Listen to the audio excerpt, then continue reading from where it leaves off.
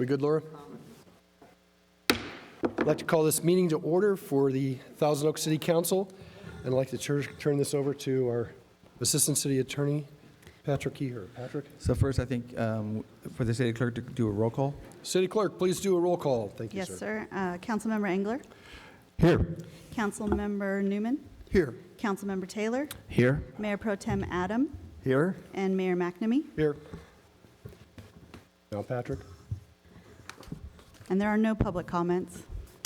I'm going to turn this over to Patrick Keher, who will talk about the closed session. Thank you, Mayor. Good evening. Good evening, Council. We have 4 closed session items tonight. The first one is conference with the legal counsel for existing litigation. The case is GI Industries versus City of Thousand Oaks et al. It's in Ventura County Superior Court, number 56-2021, 553340. And this is pursuant to Government Code Section 54956.9A. The second one is existing litigation with GI Industries versus the City of Thousand Oaks et al. Also in Ventura County Superior Court, case number 56-2021, 554581. And this is also pursuant to Government Code Section 54956.9A. The third one is existing litigation with the cases Bonnie Bean versus Gerardo Rodriguez et al. Ventura County Superior Court, number 56-2021, 561100. And this is pursuant to Government Code Section 54956.9A. The fourth one is anticipated litigation. There is a significant exposure to litigation pursuant to California Government Code Section 54956.9D, as in dog, subdivision 2. There are 2 cases. It's regarding a city wastewater line blockage. Thank you, sir. Yep. Madam Clerk, I didn't ask, do we have any public comment?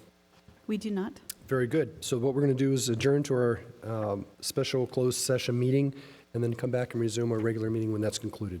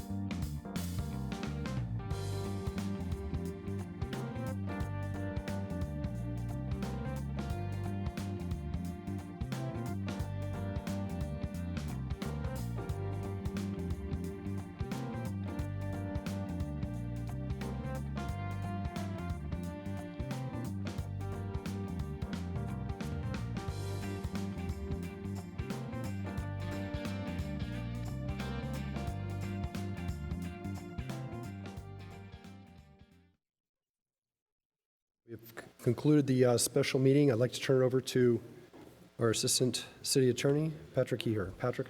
Thank you, Mr. Mayor. We have had 4 closed session items, and pursuant to the government code, there is nothing to report out on these 4 matters. Thank you, Mayor. Thank you. Any other issues? Good enough. We're going to adjourn to our regular meeting starting at 6 p.m. this evening.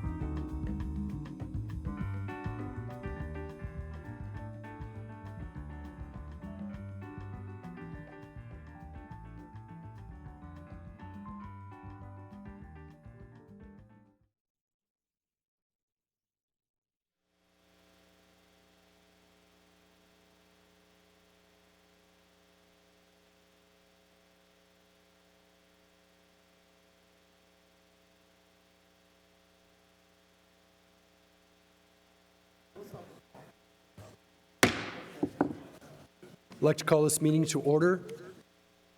And of all things, February 14, Valentine's Day.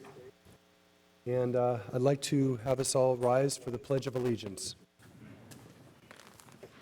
Right hand over your heart. I pledge allegiance to the flag of the United States of America and to the republic for which it stands, one nation, under God, indivisible, with liberty and justice for all. Thank you. Madam Clerk, ready for roll call? Councilmember Engler? Here. Councilmember Newman? Here. Councilmember Taylor? Here. Mayor Pro Tem Adam? Here. Mayor McNamee? Here. Thank you. Any requests for continuance? I'd like to move, item 11A has been moved for fiscal year 22-23. Community Environmental Enhancement Grant recommendations will be moved up and heard after the consent calendar. There are no special presentations. City Clerk, we have public comments? We do. This is the time and place for public comments. All remarks should be addressed to the council as a whole. Speakers are requested to state their name and community of residence for the record. 2 individuals have requested to speak, and pursuant to council standards, speakers are allowed 3 minutes. The yellow light displays when you have 1 minute remaining. Thank you, Madam Clerk. Again, just to clarify what that means, when you speak to the council in general, comments are addressed to the council as a whole, means no individual named council member as you make your comments. Also, at the 15-second mark, I will say 15 seconds, and that should be a cue to you to wrap up your comments, so that way we don't delay for the next speaker. The other is I'm going to call up 2 people at a time. First one will come up to the podium. Second person would sit behind the person on the podium. We have a chair there for you, so that way we can keep this moving forward. So, Madam Clerk, I understand we have the first public comment is with Doug Wayne. Doug, please step up. And Sabrina Tipton, do I have it? Sabrina, please have a seat behind, and you'll be up next. Sir, go ahead and proceed. You have 3 minutes. Thank you so much. First of all, we're new to the area. Met some wonderful people already. My name is Douglas Wayne. I'm the CEO of a nonprofit public charity, 501c3. It is called Youth Alert USA. And what we do is a youth peace program. We really have 2 jobs. We work with the United Nations. We have something called special consultative status, so with ECOSOC. So we work a lot with all 193 member states promoting youth peace. Our mission, by the way, is world peace through youth peace. That's sort of been our research, that stepping stone to world peace. I hate to say it, we're a bunch of crazy peace activists, but our math tells us that once youth peace is established, it's actually within reason. So when we're not working with the UN, we are doing our in-school program, like we just met with Conejo Valley Schools. We do, it is a unique universal model that the U.S. Department of Justice has rated effective for reducing all forms of violence. So we follow that model. It is a school-based model. We do some out of school and some as well. And to put another twist on it, youth do half the violence in the world. Adults do the other half. It takes us longer. It takes us 30 years to do it. So our model is that it's where youth and adults meet equally to reduce violence. There's not many places where youth can really be equal with adults, but that's probably the biggest lesson in our program, in our curriculum, is the fact that it is adult-youth equal partnership, since both are equal in doing violence. And we teach what we can to the kids. Instead of telling them what not to do, we try to teach them about equality and kindness. For some reason, equality gives them self-esteem. And for another reason, kindness seems to give them the respect that they want. So it's not all about not bullying, not doing violence, not doing this. It's learning the skills of equality and kindness. And so far, we love California. It's great, great weather, and we're really looking forward to it. We actually came from Kentucky, and I'm actually from New Jersey. And we hopefully will look for sponsors and grants, and so we might be bothering you again, but thank you for your time. Thank you, sir, and welcome to Thousand Oaks. Good to have you. Next up again is Sabrina Tipton, and behind that one will be Piper Jackson. So we are going to do that on Zoom, but in that case, let's just do Sabrina first. Go ahead, Sabrina. Yes, good evening, Mayor and Council. My name is Sabrina Tipton. I'm a Public Information Officer with the U.S. Small Business Administration, Office of Recovery and Resilience. The headquarters is 6501 Sylvan Road, Citrus Heights, California, 95610. Because the Ventura County has been declared, the SBA will extend support to homeowners and renters along with small businesses for those affected by the severe winter storms, flooding, landslides, and mudslides that occurred December 27th through January 31st. Because this is a presidential declaration, we are in partnership with FEMA. And right now, we do have a disaster recovery center opened at your fairgrounds there in Ventura. So thank you for that. We appreciate that. And want to let you know that what we provide is we provide the low-interest federal loans. We provide them to businesses, private nonprofit organizations, homeowners, and renters. And those are usually for people that may not be insured or underinsured. And what comes with that is it's up to $2 million to repair and replace, as well as capital needs for any sort of disaster related issues for businesses. It's up to $200,000 for homeowners to repair and replace. And then for homeowners and renters, it's up to $40,000. And the $40,000 can be towards personal property, appliances, clothing, even a vehicle, okay? And then the interest rates can be 2.3 for homeowners and renters, 2.3 for private nonprofits, and 3.3 for businesses. And that's because this is a disaster, low-interest federal loan, and that's all set, just so you understand that.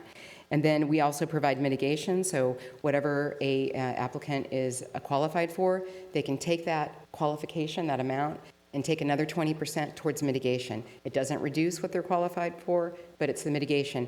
That is there behind that fact sheet that you have, just, it shows that it's hail, earthquake, wind, flood, wildfire. And the fact sheet's pretty dense, but everything that I'm giving to you right now kind of helps out with that summary.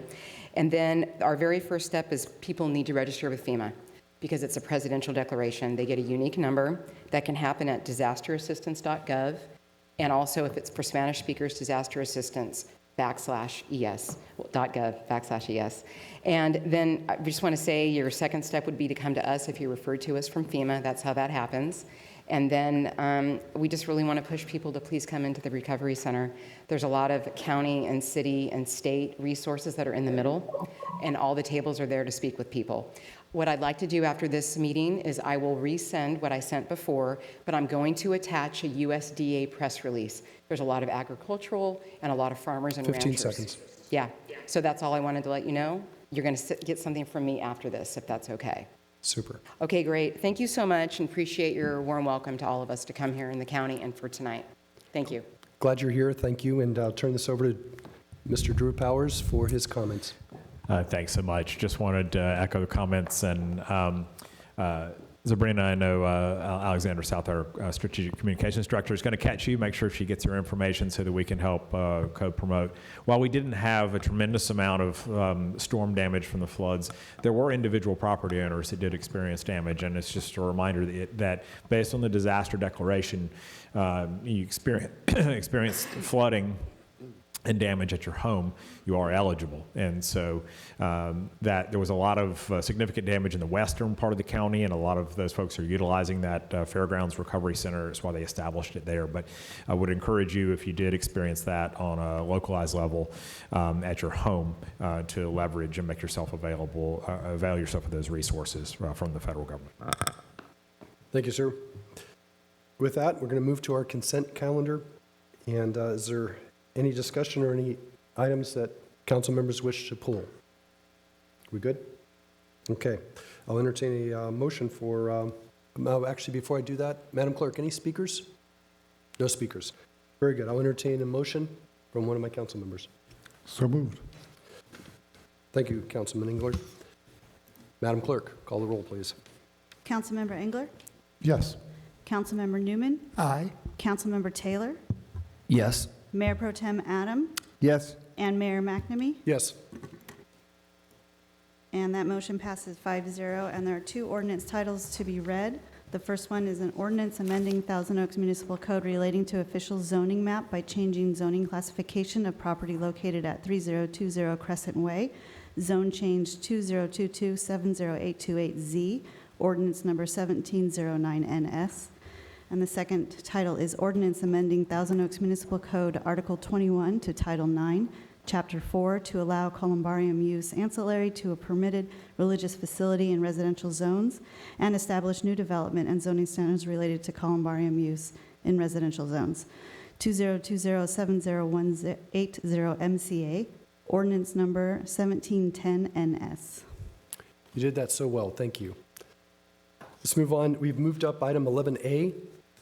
That would be the fiscal year 22-23 Community Environmental Enhancement Grant recommendations. I'd like to call up to the podium Clyde Doheny, the chair of the Community Funding Review Committee. Welcome, sir, and please proceed. Thank you. Good evening, Mayor McNamee and council members. My pleasure to be here to present the Community Funding Review Committee's recommendations for the city's fiscal 2022 and 2023 Community Environmental Enhancement Grants, also known as the CEEG grants.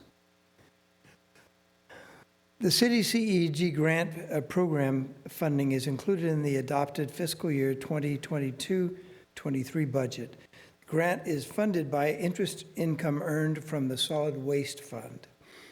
This year, $45,000 of funding was made available to support the environmental projects for local, nonprofit, community, and school groups. Qualifying programs must provide a benefit to the community they serve and to a wide cross-section of the community. This application period was open from November 14th to December 15th. The application was available on the city's website. Email notifications were sent to applicants from previous grant cycles. A press release was issued, and email regarding the grant program was sent to the CVUSD. An article was published in the Sustainability Division e-newsletter, which was distributed to over 10,000 subscribers, as well as November and December issues of the City Scene newsletter. The city utilized social media to notify the community of the grant opportunity. Additionally, the Acorn published an article on the grant opportunity on November 25th. City staff held an application workshop on September 8th via Zoom for all nonprofit organizations interested in applying for the grant. The workshop was recorded and remains available on the dedicated grant opportunities website for the city.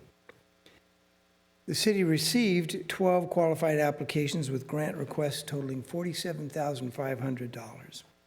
CFRC members independently evaluated the applications using predetermined scoring criteria based on requirements in the grant application.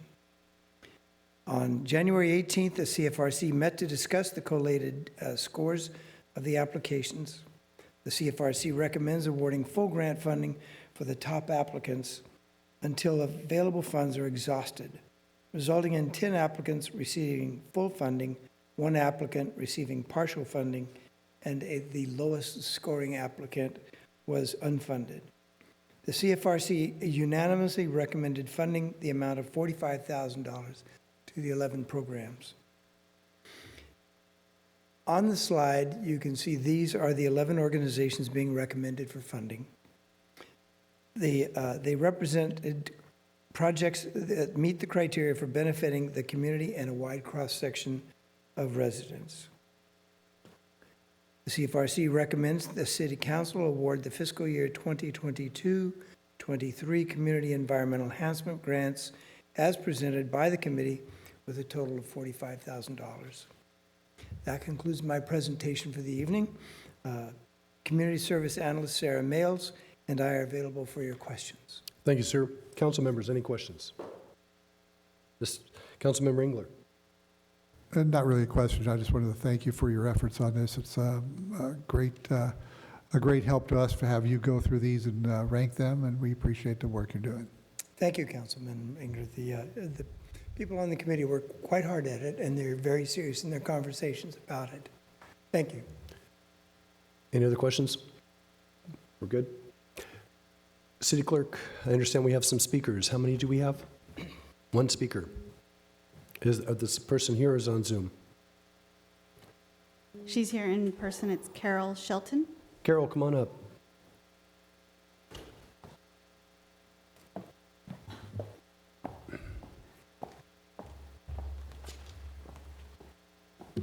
I am the Vice President of Adelante Comunidad Conejo, and I want to thank you for considering our grant and funding this important work that we plan to undertake with the families that we are connected to and the community that surrounds them. So again, I would like to thank you on behalf of Adelante Comunidad for this important grant.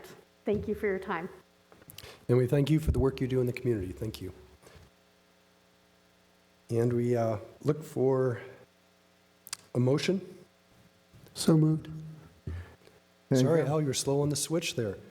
So it's Councilmember Newman has made the motion. Madam Clerk, please, roll call. Mayor, if I may, just to be clear, you're doing a motion to approve staff's recommendation in its entirety, correct? That's correct. Thank you. Thank you to our legal analyst here.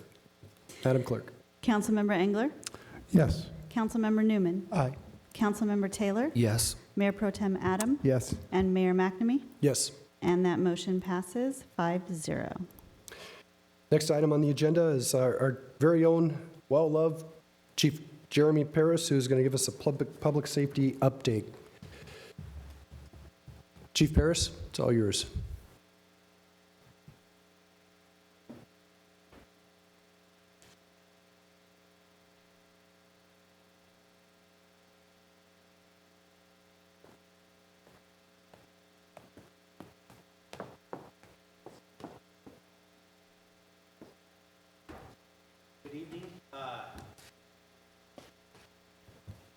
There we go, now it's on. Good evening. I'm excited to give you an update on what's been happening with the police department here over the last year. I have with me Kevin Lynch. He's new to the station as our captain over investigations. I don't think he's going to say anything. He'll just sit here by me.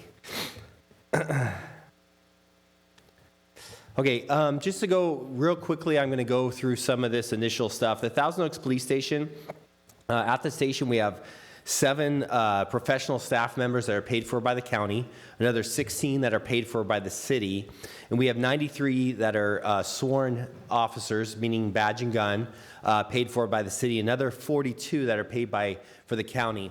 And I point out the county staff, just it's a great benefit to the city to have those 40 county deputies that drive in and out of the station and through our city every day, driving the same black and white police cars in the same uniform. It's just an added benefit that the city's not paying for, but gets to enjoy because of that partnership we've had.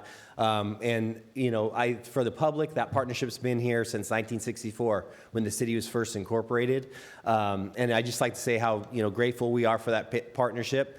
It works out super great, I believe, for both of us. Our deputies love working here. We get a lot of support, especially during the trying times we've had recently. It's great to work in a community that appreciates you and supports you. Our patrol bureau, we have 6 cars that are 24 hours a day, 7 days a week.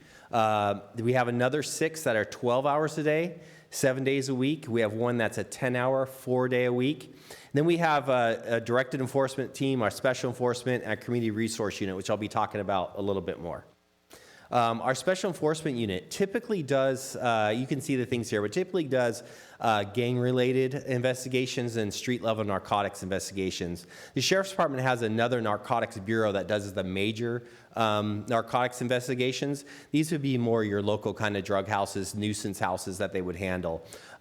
In Special Enforcement Unit and the Directed Enforcement Unit, which I'll cover next, both of these give us at the police department some flexibility in addressing issues. For instance, for the last couple years, the Special Enforcement Unit has been doing a lot of work in dealing with residential burglaries because it's been really difficult, complex investigations, and they've had the time that detectives don't to address that issue. So we use them in that manner. So you'll see throughout the years, they may shift their focus and change on different things. Directed Enforcement Unit is a perfect example of that. I've spoken here before about this team. It used to be the bike patrol team and used to do bike patrol down on Teal Boulevard. And as that crime problem, that crime trend subsided, they moved more into what they do now, which is they do a whole lot of conflict resolution. They go to some special training for that. They work with alcohol beverage control to do checks at bars, a lot of things like that, a lot of quality of life, public nuisance issues.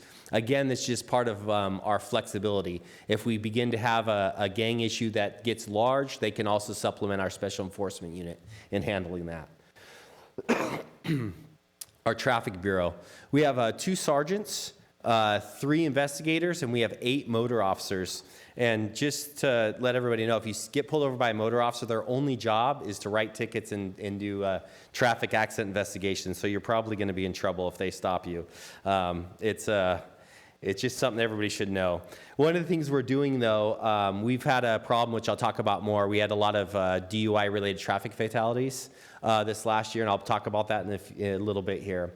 But one of our motor officers is going to be leaving us to go work in the jail. So we're going to be converting that motor officer into a DUI enforcement car to address this issue. And that's one of the things we're doing. I'll talk about some of the others. But that will be a Wednesday through Saturday evening hours out till 2 o'clock in the morning to address drunk driving.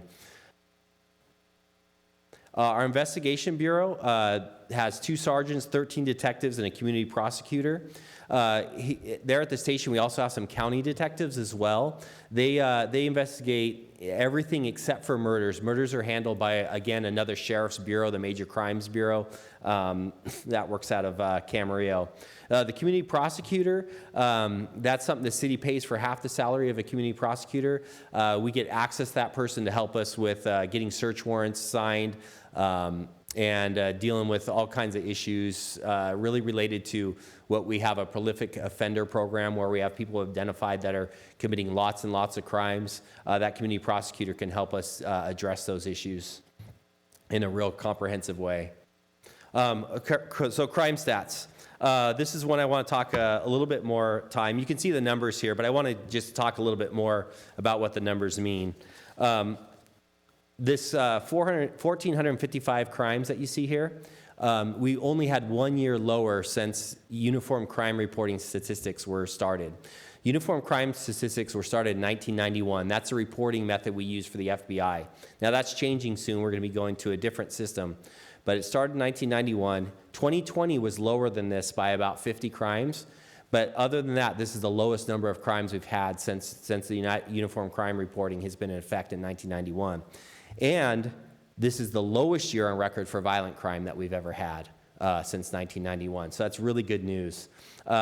We had a 19% decrease in violent crime from last year, and we had a 7% decrease overall in our Part 1 crimes.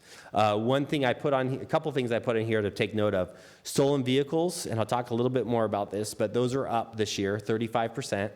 And then we had a 33% increase in our DUI arrests, but that's part of our response to these 8 fatalities that we had. That was a large number of traffic fatalities. We really pivoted. We saw that about the middle of the summer. We saw this was really spiking on us. We really emphasized DUI arrests with the deputies, and we're able to curb that trend the second half of the year. We're hoping to continue that into this current year. Our transparency dashboards. People that are looking for some of the data that I'm talking about now or other information about the Sheriff's Office, if you go to venturasheriff.org, up at the top on the right-hand side, there's a banner called Transparency. And under that, there's a few things I just wanted to cover real quickly. One, there's a document there called VCSO Overview that talks about all the kind of training that our deputies receive in bias, in crisis intervention training, and there was and de-escalation. Those things are all talked about in there. So if the public's curious about what we do on those things and the training that we go in, that's all listed there. On the transparency dashboards, there's also information related to all our uses of force that we do. It's all listed out, the types of use of force and who we use that on. Also, if you've heard of RIPA before, it's the Racial Identifying Profiling Act. All that data is also on there for the public to look at. It's kind of an interesting thing to see. We also have all our officer-involved shootings since the oldest one we have was 1965. Those are all listed on there, including body cam footage and photos. They obviously don't have that for 1965, but for the more recent ones. And that's a result of Senate Bill 1421, which went in effect a couple of years ago, that stuff became public knowledge. So that's all there for the public to see. Some of the current challenges. One, I've talked about the traffic fatalities. So we did have 8. It's been really tough. We've done a lot of work to curb that. Our stolen vehicles, we had a 35% increase. We're working with some other task force. The Ventura County has a task force that's comprised a lot of the CHP officers. We're working with them on that and identifying trends. Catalytic converter thefts. So those have been in the news a lot. Those are kind of flat for us right now, so I wanted to touch on that because they are in the news. But California put in some legislation that took place in January that basically requires people accepting catalytic converters at recycling centers to have a whole lot of paperwork that goes with it, basically the same paperwork you'd have to sell the car to them. We're watching to see if that actually curbs the catalytic converter thefts. It's something they implemented in Canada, I think, a couple of years ago, and it made a difference there. We're hoping it makes a difference here. Organized crime. We have groups so that's not mafia-style crime, but we have groups that, for instance, our residential burglaries that we're having are organized groups of people that are using specified tactics and specified method of operation to commit those burglaries. We have organized retail thefts doing the same thing. We have groups breaking into cars at trailheads, and we have people that are stealing wallets and purses at our stores. Those groups, just to get an idea, I know it sounds kind of scary sometimes when we call them organized, but the nice thing about them is because they're organized, they get into set patterns of how they commit crime, which gives us places to exploit, to catch them with, and we've done a very good job of that. For instance, our residential burglaries were the lowest on record since the year 2000 this last year. So although we hear a lot about residential burglaries, in all reality, ours are very low this last year. Our commercial burglaries are the lowest since 2010. So some good news there. And then homelessness. We work very, very closely with the city on our homeless issues. We have 2 vulnerable population officers that know all our homeless that we have here in the city, and they're constantly reaching out to them and offering services. And we're really trying to address the things that I talk to people often in the community about the homelessness, and most people have a lot of compassion for someone that doesn't have the home to live in, but they're bothered by the things that are associated with that, the trash, the perceived crime, those kind of things. So we've really done a lot to address those issues without criminalizing the homelessness itself. And that's something that's been real important to us, and we've been trying to get a good handle on. We've been able to clean up some of the encampments that were getting, some violence was occurring in those encampments, and we're able to make a big difference in those and make really it better for everybody. We did up our license plate reader program this last year, and I want to report back on that. So back in April, we added 10 cameras. We added fixed cameras, and then we added some cameras on patrol cars, and we added some trailers. And since then, we've had 24 cases that we've solved that were solved because of those, which was 43 arrests and over $127,000 in property recovered. And I wanted to just highlight one case. It was the very first week we put up some cameras on Hillcrest, and we had a robbery that occurred in the parking lot that's kind of the south side of the Jan's Marketplace. And the only information we had was that it was an older white Jaguar. And with the license plate reader, we were able to find that car and solve that robbery. And that case would not have been solved without the license plate readers. So that's been working well. Traffic enforcement, in addition to the DUI arrests, we've been doing some additional patrols. Those come from grant funds.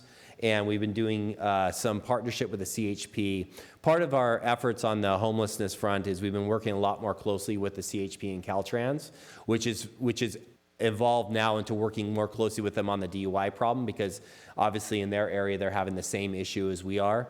And so you take places like the 23 south of the 101, Westlake Boulevard, that's a CHP's responsible for that area, and we typically can't do DUI checkpoints in that area. But because we partner with this CHP, we're able to. So we've been making some stronger inroads and partnerships with the CHP on that case. I talked about the vulnerable population officers already, and that concludes my presentation. Thank you, Chief. I haven't prepped or asked this. Chief, is it okay if we ask Captain Lynch to introduce himself, say a few words, and why Yeah, of are you doing course. this, and what services do you bring to our community? Good afternoon, Mayor, Council, or good evening, Mayor, Council, and city officials. My name is Kevin Lynch. I'm a detective captain for the Thousand Oaks Station, 28-year veteran, about half of that spent in detectives in some capacity or another. In fact, our esteemed chief here and I were partners about 25 years ago when we were both much younger. And I'd be happy to answer any questions. Thank you, sir, and welcome to a wonderful city where we respect and love our law enforcement, and because of that, we have a great relationship and a low crime rate here. Thank you Council very much. members, any questions? I've got just a couple, if I may. The challenges that you illustrated, which one is consuming the most resources of the 5 that you listed there? You know, the residential burglary, I would say, I don't know that consumes the most resources, but it's the most concerning to us only because when somebody breaks into your home, we realize how violating that is. And so those are of like utmost importance to us because of that. As I highlighted, we actually did have the lowest number of residential burglaries since 2000, but that's because of all the effort we've been putting in, because we recognize how disturbing that is to the victims. I was going to ask you, 2020 was clear, everyone was sheltering in place, crime dropped. What contributes to last year being a great year for us with reducing crime? What do you think the factors are, or is it multiple factors? Yeah, it's really just been a lot of hard work. The work on the residential burglary crews has really paid off. Made a lot of good inroads. Our detectives are really honing their skills on that. Putting some more urgency into that has been a big deal. On the violent crime, I believe our efforts with the vulnerable population has really made a big difference. Some of these encampments that start to have some violence happen in them, the earlier we can intervene, the better. And we've made a concerted effort to get involved very early in those in the last year. And you also mentioned the Jaguar that was involved with the robbery on Hillcrest. Without the LPRs, we would not have been able to make an arrest in that case. How much money, did it save us any money from a detective and resource standpoint, and how much did that save us by having the LPRs there? You know, that case probably is a good example because that's one of those ones that we wouldn't have had anywhere to go on. So I don't know that would have saved us on that one on any money, because that would have been literally a case that would have just died right away. So we took another one off the street because of the LPRs. Yes. Have the LPRs been beneficial to our community? Say that again? Have the LPRs been beneficial to our Yes. community? Yep. And do we have all the areas that you would like to have covered, or are there some additional ones you'd like to have covered? There's some additional. We're working in the budget process, and you'll see some additional requests there that'll come through as we work on the budget here in the next few months. As you and I talked 2 years ago to bring this forward, my criteria was, is it a good investment for the return? And is it effective? So I'm hearing from you that it has been a good investment, and our return on the investment has been worthwhile. Is that correct? That's correct. Excellent. Glad to hear it. Council, any other questions you have for it? Just a real Councilman quick Ringler? question, yeah. Thank you, Mayor. Thank you, Chief, for the good presentation, and congratulations on the results you've been achieving over the last few years. To have crime at its lowest rate since year 2000 is a feather in your cap, so to speak. My question, I think, really has to do with, is there anything that the public can be doing to assist you A few years back, we had a rash of car burglaries, exposed packages and that sort of thing in cars. People rallied around that, started to hide their packages and lock their doors. Is there anything else that we should be looking for? Any ideas that you can give the public now to help you with lowering that crime rate even more? Yeah, one of the things, that's a great question. One of the things we've been doing is I personally attended, and my guys have attended a whole bunch of homeowners association meetings to talk about specifically the residential burglary, and watching out for your neighbors is really important. And feel free to call us, I guess, is my best advice, right? A lot of people say, well, I did see something suspicious, but I didn't know if I should call or not. We want to be called. Call us when you see something suspicious and when something's going on. Please call us. We try to put out the crime tips that are relevant at the time on social media, where you'll see things like you were the example you gave about packages being exposed. That's something we repeat every year around the holidays because it becomes really relevant around the holidays. But no, the public's been great. Their participation has been great. There's places in this county that we live in where people aren't as willing to be witnesses and get involved. But here in Thousand Oaks, people are really willing to be involved and help out their neighbor. And we've had some great success that way as well. Any other questions? Councilmember Adam. Thank you, Mayor. And Mayor, thank you for your strong advocacy for the license plate readers. Thank you, sir. As Jeremy said, they become a very effective law enforcement tool. Glad to hear that. And congratulations to you on these crime statistics. We're definitely going in the right direction. And like you said, it's due to a lot of hard work for you and your people. So thank you for that. Hey, on that DUI thing, am I to understand that I'm looking at one of two ways? Either more people are driving drunk, or we're just catching more people. I hope it's the latter. No, it's both. That's what we saw, right, is that more people are driving drunk. As a matter of fact, if you really start digging into the stats, you'll see our DUI crashes are up just under 30%, and our DUI arrests went up 33%. And that's one of the things we recognize. That's why we put the emphasis on the DUI arrests, is because, yes, there's more people drinking and more people crashing. Oh, that's unfortunate. Yes. Because that's a dangerous behavior. It is. So I hope you can focus in on that. Yeah, and that's why we'll be shifting that resource, that motor officer, into a DUI enforcement card to continue to press on that issue. Good. Yeah, And just one other, I'm sorry, go ahead. No, I was just going to say that's going to be a focus this year on the traffic side, is really driving down those DUI statistics. Glad to hear that. Glad to hear that. And just one other thing on the gang situation. I remember not too far back, we seem to have kind of a significant gang problem, but maybe through safe passage and some other things. Has that diminished?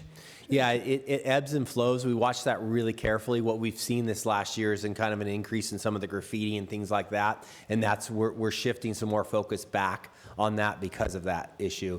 We've had some fights that have occurred that are juvenile fights, both at schools. We've had some at the Oaks Mall, the Jans Mall, and that's when we start to see those things and we start to shift back that focus, and that's one of the things we're going to be doing as well. And that's where that flexibility I was talking about becomes real important, right? That as soon as we recognize this, we need to pivot and start putting some pressure in those areas, and we will be doing that this year as well. I'm glad to hear that. I mean, we want our young people to get off to a good start, and that's hardly a good start, being a member of a gang. So appreciate a little emphasis on that as well. Thanks, Chief Paris. Thank you, Councilmember. Chief, a couple questions. One, do you have adequate resources for school resource officers? Do you feel comfortable with the level staffing right now, or do you need more? No, we feel comfortable with the three that we have. They're well supported by a sergeant and senior deputy who oftentimes steps in if there's any additional work that needs to be done. They can come in and help too. And then, as the presentation showed, they work really closely with our special enforcement unit and directed enforcement unit. So if they need additional resources, they have access to all those. Again, that's part of that flexibility that's built in. That's really important to us. If they have something going on in the schools, they can call on all those additional resources to help them. The other is, as you and I spoke and we got funding for the license plate readers, I asked you what would be the next step, and you asked me to reach out to the local cities around us to protect each other by installing LPRs. So from Simi Valley to Westlake Agora, from Calabasas to Oxnard. I spoke to city managers, council members, and mayors to ask them to move in that direction. I found some had already put things in motion and others hadn't even thought about it. So I'm very excited that other neighbor cities are going to do the same so we can kind of watch each other's back, which I think is going to be very important. And I'd also like to let the audience know that when I spoke with Chief Paris about license plate readers, the way this went down was that I said, well, let me call tomorrow the city manager, Drew Powers, and discuss this with him. I gave him a call, and halfway through the explanation, he says, Kevin, stop. I'm already sold on it. Just talk to the chief. We're good to go. I've got our director of finance, Jamie Boscarino, looking for funding for the initial round, which she did a bang-up job figuring out where to find that money, and thank you, Jamie, for doing such a wonderful job. But it was because of the vision and the leadership here at the city with Drew and Jamie.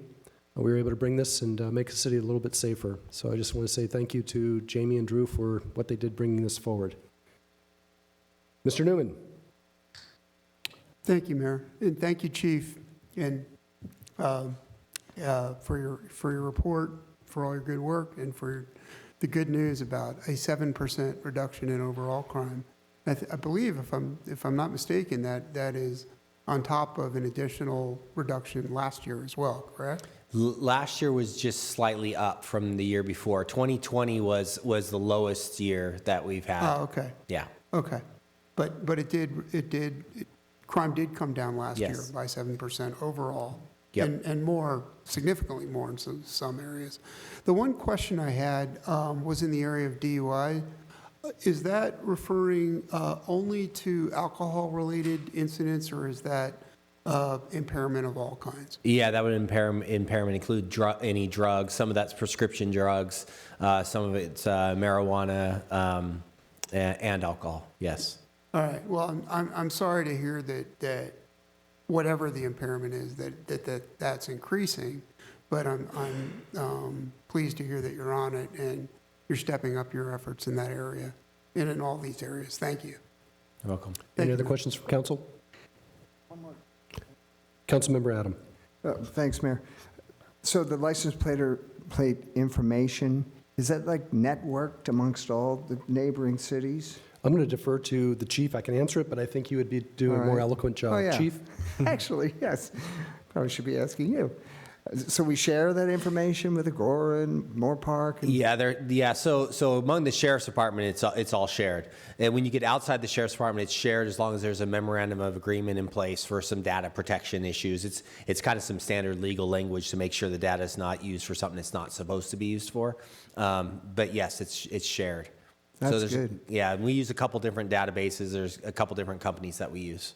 Yeah, great. Yeah, crime doesn't respect city boundaries, does it? Correct. It goes everywhere. All right. Yes, it does. To give you an Good news. example, council member, Chief, feel free to correct me if I get this wrong, but there was a car stolen in Oxnard, and the gentleman drove over to Westlake High School, picked up two young ladies, and sure enough, behind them was a patrol unit with a license plate reader on it, and picked up that this was a stolen vehicle. Pursuit entailed. He stopped to let the young ladies out. He continued the pursuit. He was later apprehended. But that's the quick response that the LPRs bring to the table, so that way when a car is stolen, and if it's uploaded, all the other units are aware. Chief, did I articulate that correctly? Yes. It's nice when I get it right. Thank you. The long arm of the law. This is an informational. Any other questions before I move on? We good? Okay. This is an informational update, so there's not going to be any need for a motion. So I'll move on to 10B, School Crossing Guard Program Standards and Policies. Chief, Captain, thank you so much. Appreciate your presentation. Upcoming is Mike Hauser, Transit Program Manager, who will be discussing the School Crossing Guard Program, and Nader. And I'm seeing our project manager, Cliff Finley, there as well. Who am I missing? Got everybody? Very good. It's all yours.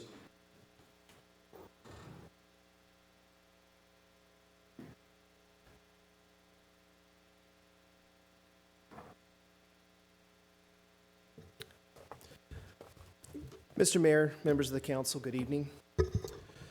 With me this evening is the Public Works Director, Cliff Henley, City Engineer, Nader Hadari, and Assistant City Attorney, Noel Doran, who will provide additional information as is needed. Before I provide a brief history of the Crossing Guard program and the proposed recommendations of the Traffic Commission to improve that program. Can you bring the mic a little closer to your mouth? Thank you. Yeah. Recommendations of the Traffic Commission to improve the program. I'd like to first touch on the need for any program involving traffic control devices to use objective analysis and to also show the wide array of improvements to roadway and safety enhancements that have been completed in recent years to improve safety for motorists, cyclists, and pedestrians. Thousand Oaks is the only municipal agency in Ventura County that does not use the state standards for crossing guard placements. Objective standards in traffic control exist to ensure that resources are deployed appropriately and decisions applied without bias. Crossing guards have a sole purpose to assist school-aged pedestrians to find the appropriate gap in traffic. This generally occurs at uncontrolled intersections, which make up 2/3 of the crossing locations in our program. Four-way stops and signalized intersections, by design, provide gaps in vehicle movements in order for pedestrians to cross. Crossing guards are trained specifically to allow the regular movement of traffic by observing the normal flow of traffic and then providing momentary gaps in the flow when necessary to allow pedestrians to cross. The school crossing guard program is only one of a wide array of resources the city has applied throughout the community to improve walkability, making the community and our streets safer and more pedestrian friendly. Some examples. The city has spent over $20 million in the last 15 years to make school areas safer for all modes of transportation, under focused investments to make routes to school safer. Some examples of this include projects on Herbs Road, Conejo School Road, Westlake Boulevard, and Moore Park Road.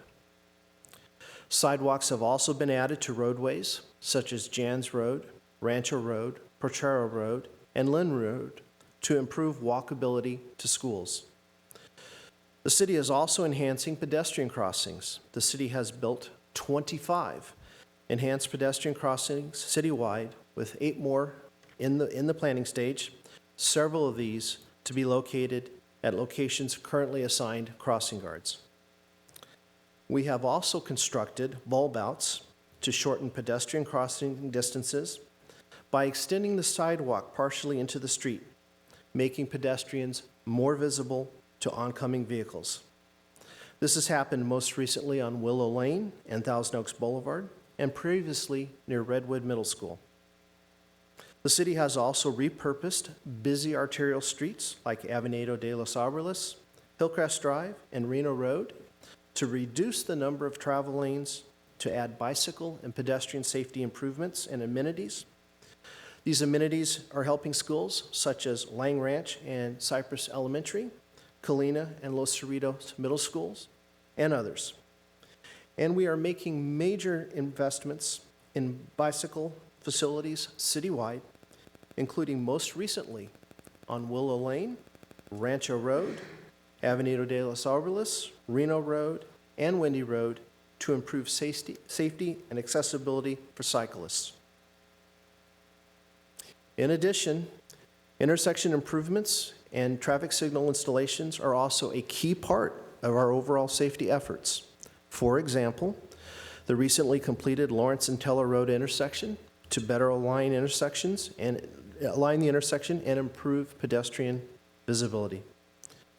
City Council has approved a comprehensive citywide active transportation plan that identifies areas for the city to focus on to make future bicycle and pedestrian improvements, and has also adopted a local road safety plan which is guiding our efforts to address roadway and intersection safety.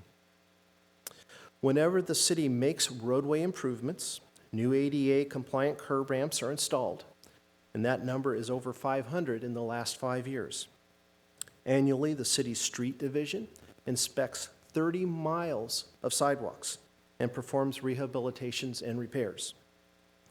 The city has been successful obtaining millions in grant funding for improvements, and looking forward, the city has secured $1.6 million to build more sidewalks in the Rancho Conejo industrial area, as well as a $5 million grant for improvements to Lynn Road and Hillcrest Drive. And lastly, the city is investing in modernizing roadway lighting, starting with planned lighting upgrades for Avenida de los Orbeles and Los Feliz Drive. Turning our attention to the crossing guard program, City Council approved the first crossing guard in 1964, approximately 6 weeks after the city was incorporated, and has been managing and funding this program ever since. Thousand Oaks is one of 8 municipalities in Ventura County that solely funds their crossing guard programs. The state has established minimum standards which should be met for considering a crossing guard placement. Meeting minimum standards does not in and of itself require the placement of a crossing guard. Since at least 1999, a set of department-adopted standards modeled after the state guidelines, but with far easier qualifying standards, has guided staff in their recommendations to the Traffic Commission and to City Council. Annually, staff analyzes through physical counts at current and proposed locations and recommends new locations that should be approved and any changes that need to be made to existing locations. A report is first provided to the Traffic Commission and then to City Council. Decisions by the Traffic Commission and City Council have not always been consistent with the standards in place, resulting in locations that do not fully meet the standards being assigned to crossing guards. There are locations currently approved for crossing guards that meet none of the existing city standards or meet only 1 or 2 of the 4 criteria. Other locations have consistently failed to qualify for a crossing guard for years, some for a decade or more. This means that the city is providing traffic control measures at locations that do not meet the city's own generous policies. The program has evolved over the past nearly 60 years as development in the community took place, and it peaked at 39 locations in the mid-1990s and is currently 24 locations. This number has remained relatively steady for the last decade. The change in the number of locations is not due to any policy changes by staff or the council, but rather a result of school closures, changing enrollment, the availability for parents to choose schools outside assigned boundaries, and changes in traffic patterns over time, including more parents driving their children to school. The last location either added or removed was during the 2018-2019 school year, when a crossing location for Westlake Hills Elementary was added. The majority of locations currently approved by City Council fully meet the city standard and even the more difficult to achieve state standards. However, there are concerns about the effective management of the program by allowing locations that consistently fail to meet the city's standards to continue to retain crossing guards year after year. In order to address these inconsistencies and establish a clearly defined and City Council-approved set of standards and policies to govern this program, City Council directed staff in August 2022 to work with the Traffic Commission to update the current standards and policies. This work started in October and resulted in the recommended update to standards and policies in December by the Traffic Commission, which considered city's current policies, the state standards, public feedback, and Traffic Commission suggestions for needed improvements. The changes before you tonight cover several key areas of the existing program, but most importantly, keep nearly all of the city's more accommodating and easy to qualify standards, and it even adds new criteria that make qualifying a location for a crossing guard even easier than it is now. This results in a more generous policy for city residents going forward. I want to emphasize that staff is not making any recommendations to close any current locations at this time. Instead, staff is asking that a policy be adopted that will guide further crossing guard placements. The changes begin with review authority. It is not universally accepted among public agencies to have the City Council approve crossing guard locations. Often review takes place at the committee or staff levels. The Traffic Commission is recommending that approval authority move to the Public Works Director.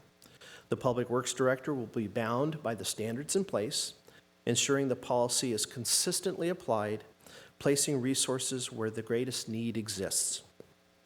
This also streamlines the review and approval process, which currently can take up to 4 to 5 months to complete. Decisions will now be made in a matter of a few weeks, while ensuring public participation and the opportunity to appeal any decision made. Counts consistent with current traffic engineering practices will be done. This is completely consistent with all other traffic control measures considered by the city, such as speed humps, crosswalks, and stop sign placement. Staff will continue to report annually, as it always has, on all existing locations, as well as any new locations requested. Once the Public Works Director reviews staff's data and makes their determination on consistency with the adopted standards, the list of approved locations will be presented to the Traffic Commission, where the public can provide testimony. The outcome of that meeting will be reported to the City Council, and the school district will be kept informed throughout the process, just as we do now. Should a member of the public wish to appeal any decision of the Public Works Director, they can do so to City Council. In appeal, City Council will continue to exercise final authority on any new crossing guard placement or removal of any existing location.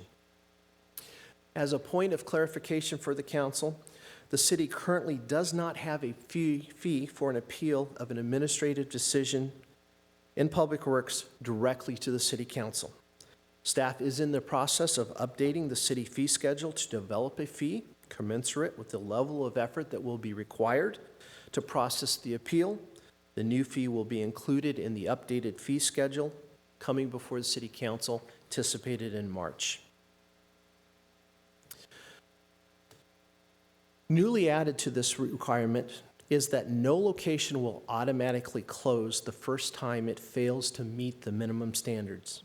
A location that is not compliant will be maintained and studied for an additional year.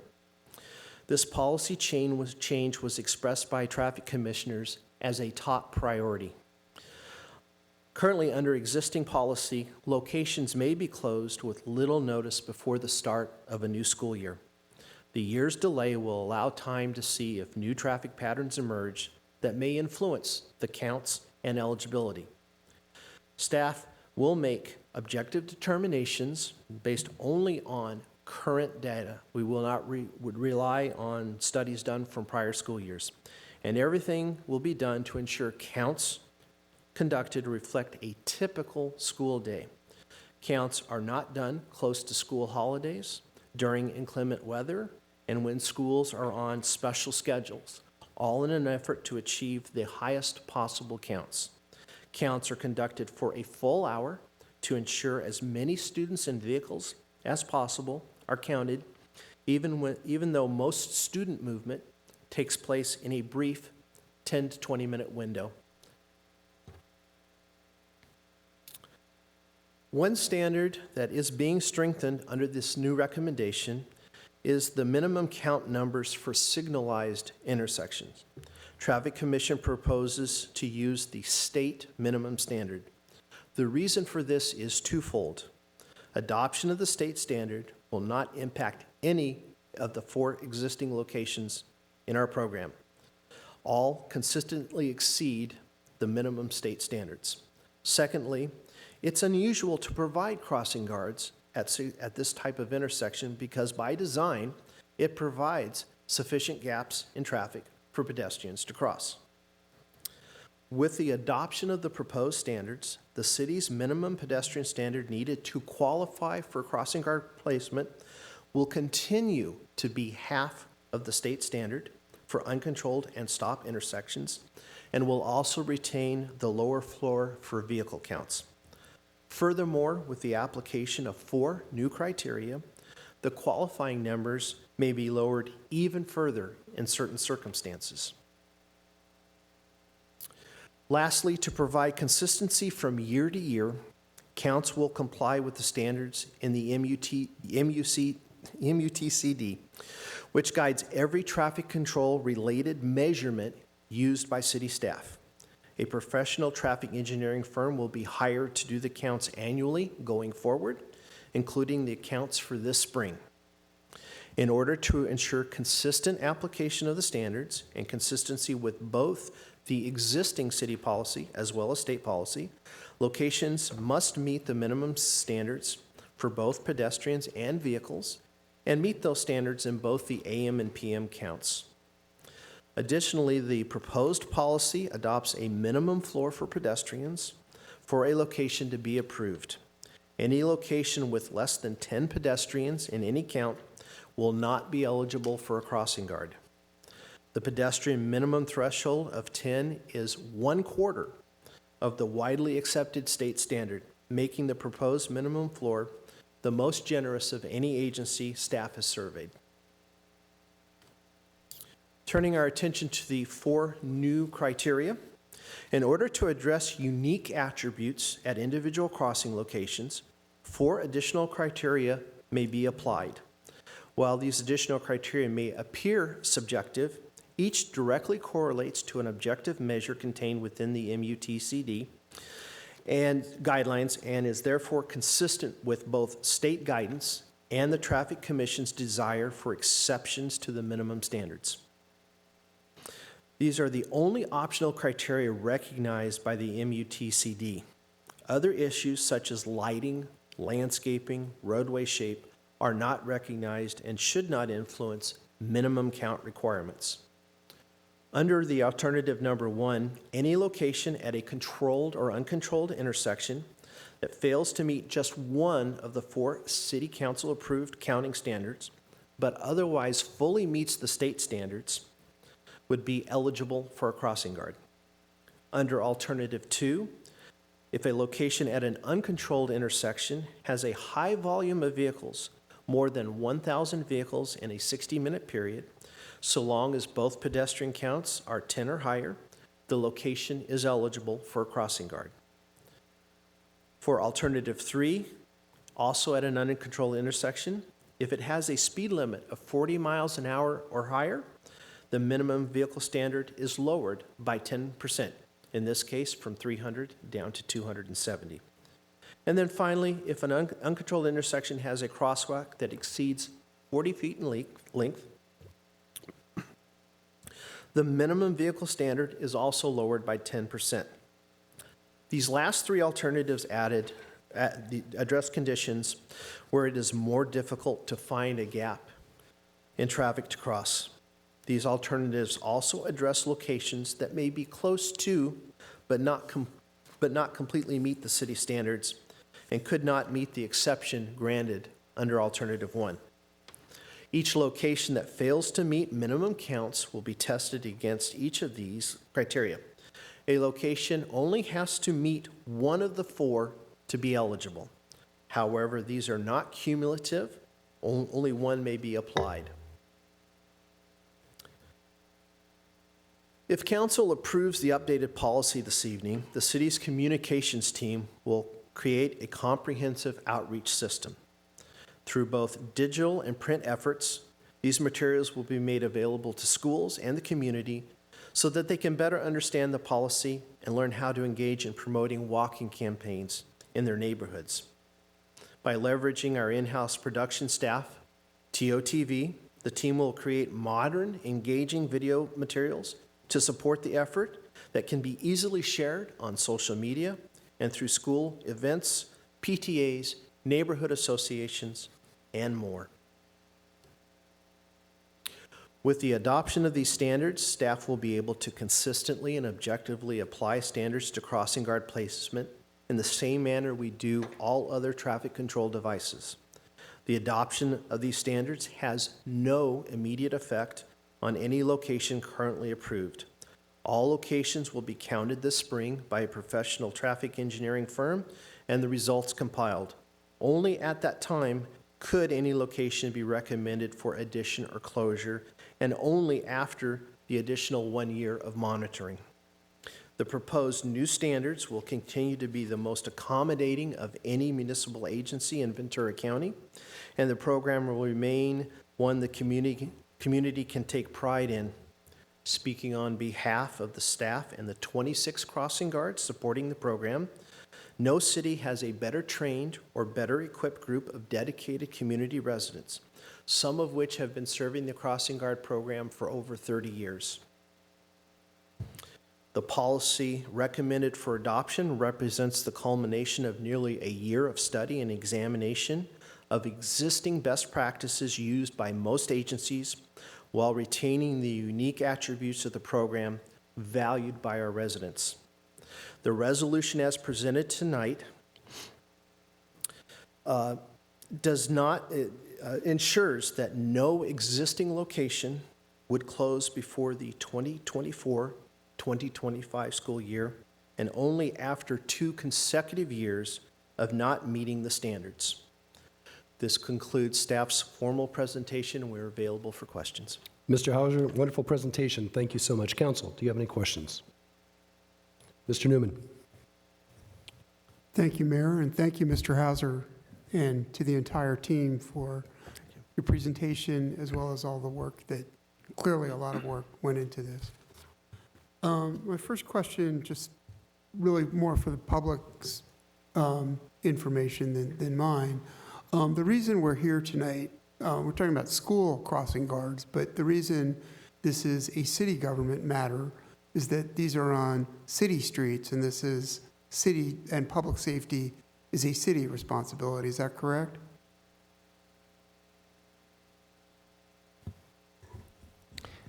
Good evening, Council. Nader Haidari, City Engineer. From the survey results, as we look across the county, there's a mixture of that. There are in many cases the school district themselves provides that service, and in some cases the city provides that service. So, however, your indications are correct. These are city streets, and we are definitely interested in public safety. Very much so. Thank you. In some of my discussions with staff, they've indicated that one of the ongoing challenges, especially now, around having crossing guards is hiring. That there are, given the current cohort, which I would agree with Mr. Hauser, are wonderful, but on any given day, some may be absent, and hiring new guards for either as temporary replacements or for permanent positions has been a challenge. Is that correct? That's correct, Councilmember. It's been particularly acute in the last 3 to 4 years, but I've been associated with this program in one manner or another for 14 years, and it's been a struggle every single year. There may be very good reasons, and you may already have considered this, but there are 3 potential pools of prospective candidates. Just putting out there to wonder if you've looked at these groups. And again, there may be reasons you can't go there, but the 3 groups I'm thinking of are volunteers in policing, putting up signs or notices at the Goebel Center or other places where prospective crossing guards might be. And then also thinking perhaps about those under 18, those, let's say, 17-year-olds. I don't know if there are special challenges around any of those groups, but I wonder if some of those groups might potentially be candidates to add to the pool.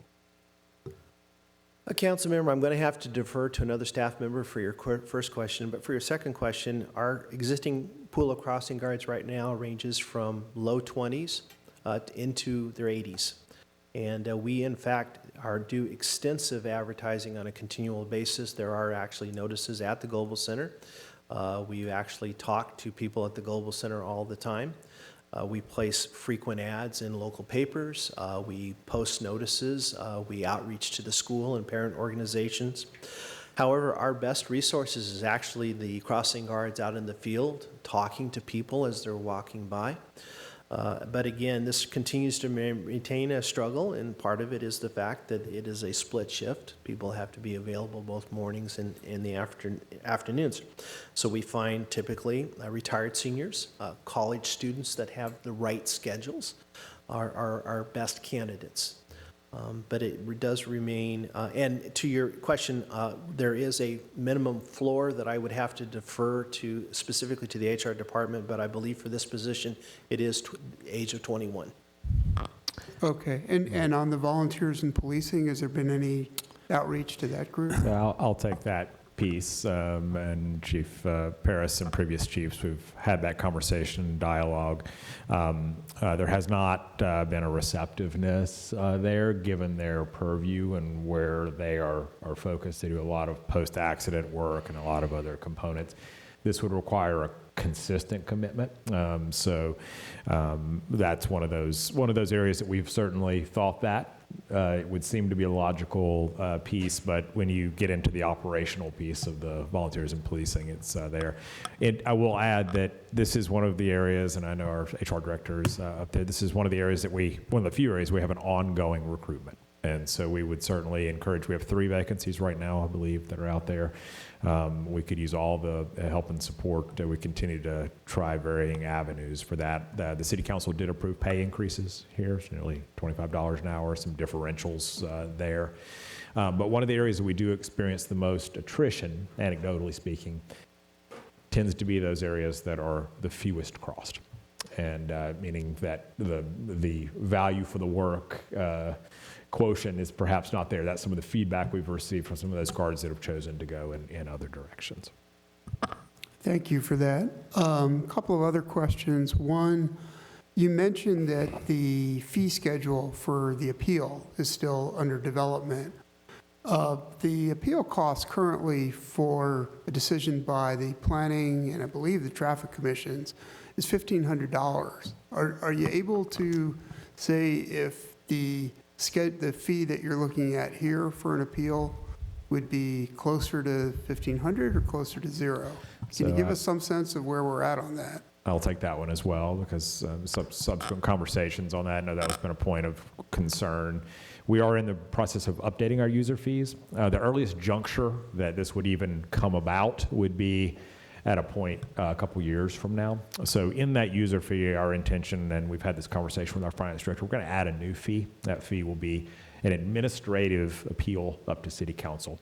And in this case, a report would already be being provided to the Traffic Commission as called for in the policy. So we anticipate that fee being much closer to zero than attached to a development fee, relatively nominal in the scheme of our fees, reflective and commiserate with the work it would take to provide for that.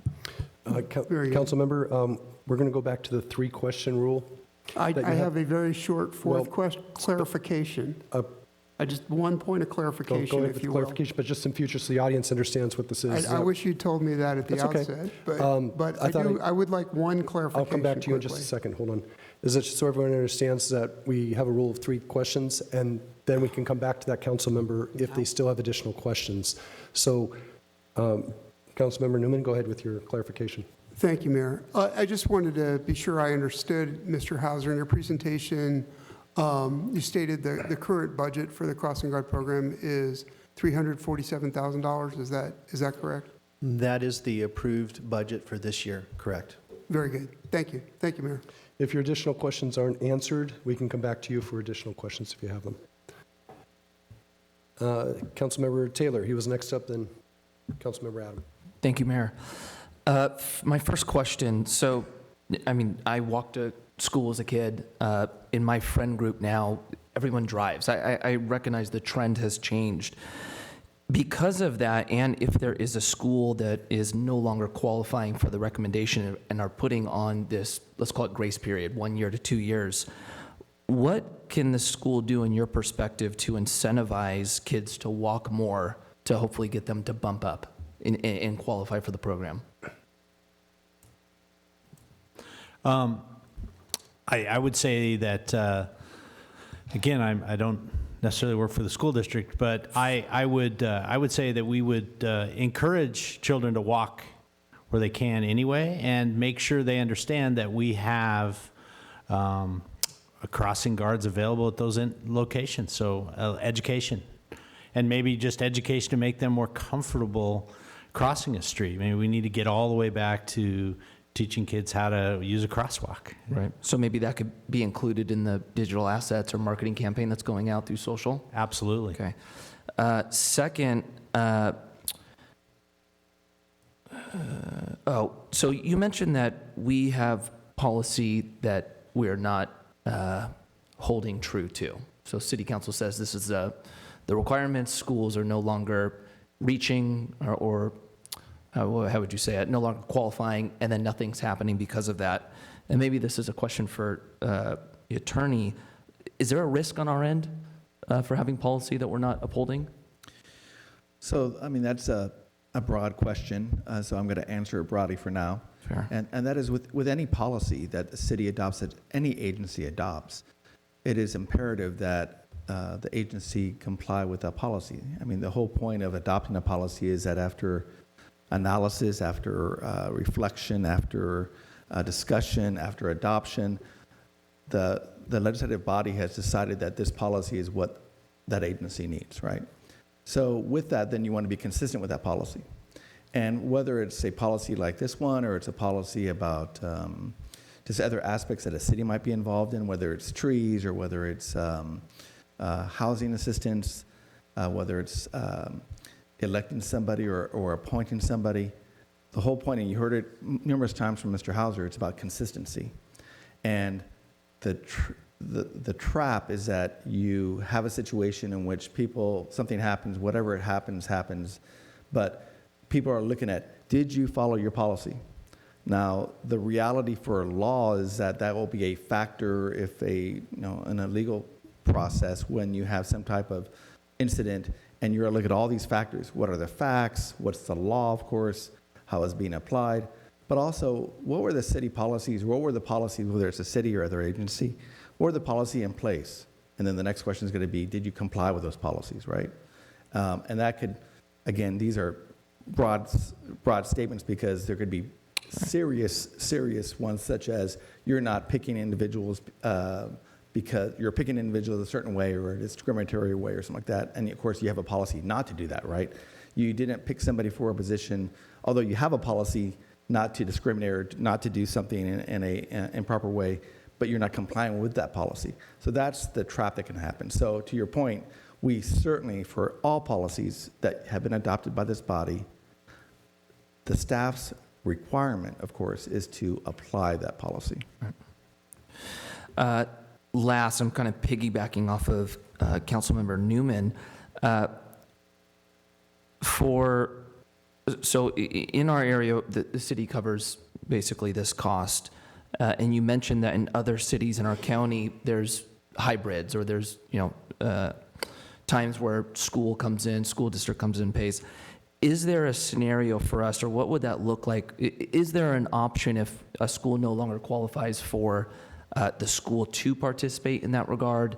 Has that been considered? I don't even know who I'm asking, if I'm asking you or Drew, but has that been considered at all? While unusual, we can provide an example here in Ventura County. The city of Ventura partners with their school district.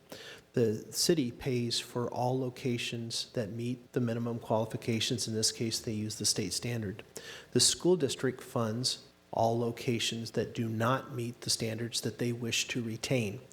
And in the case of that, it's approximately 25% the city is paying, and about 75% the school district is paying. Thank you. Mr. Adam. Thank you, Mayor. Well, I mean, I know the city takes student safety extremely seriously. We've been doing it since 1964, and I know that we do have occasional problems with crossing guards getting them there.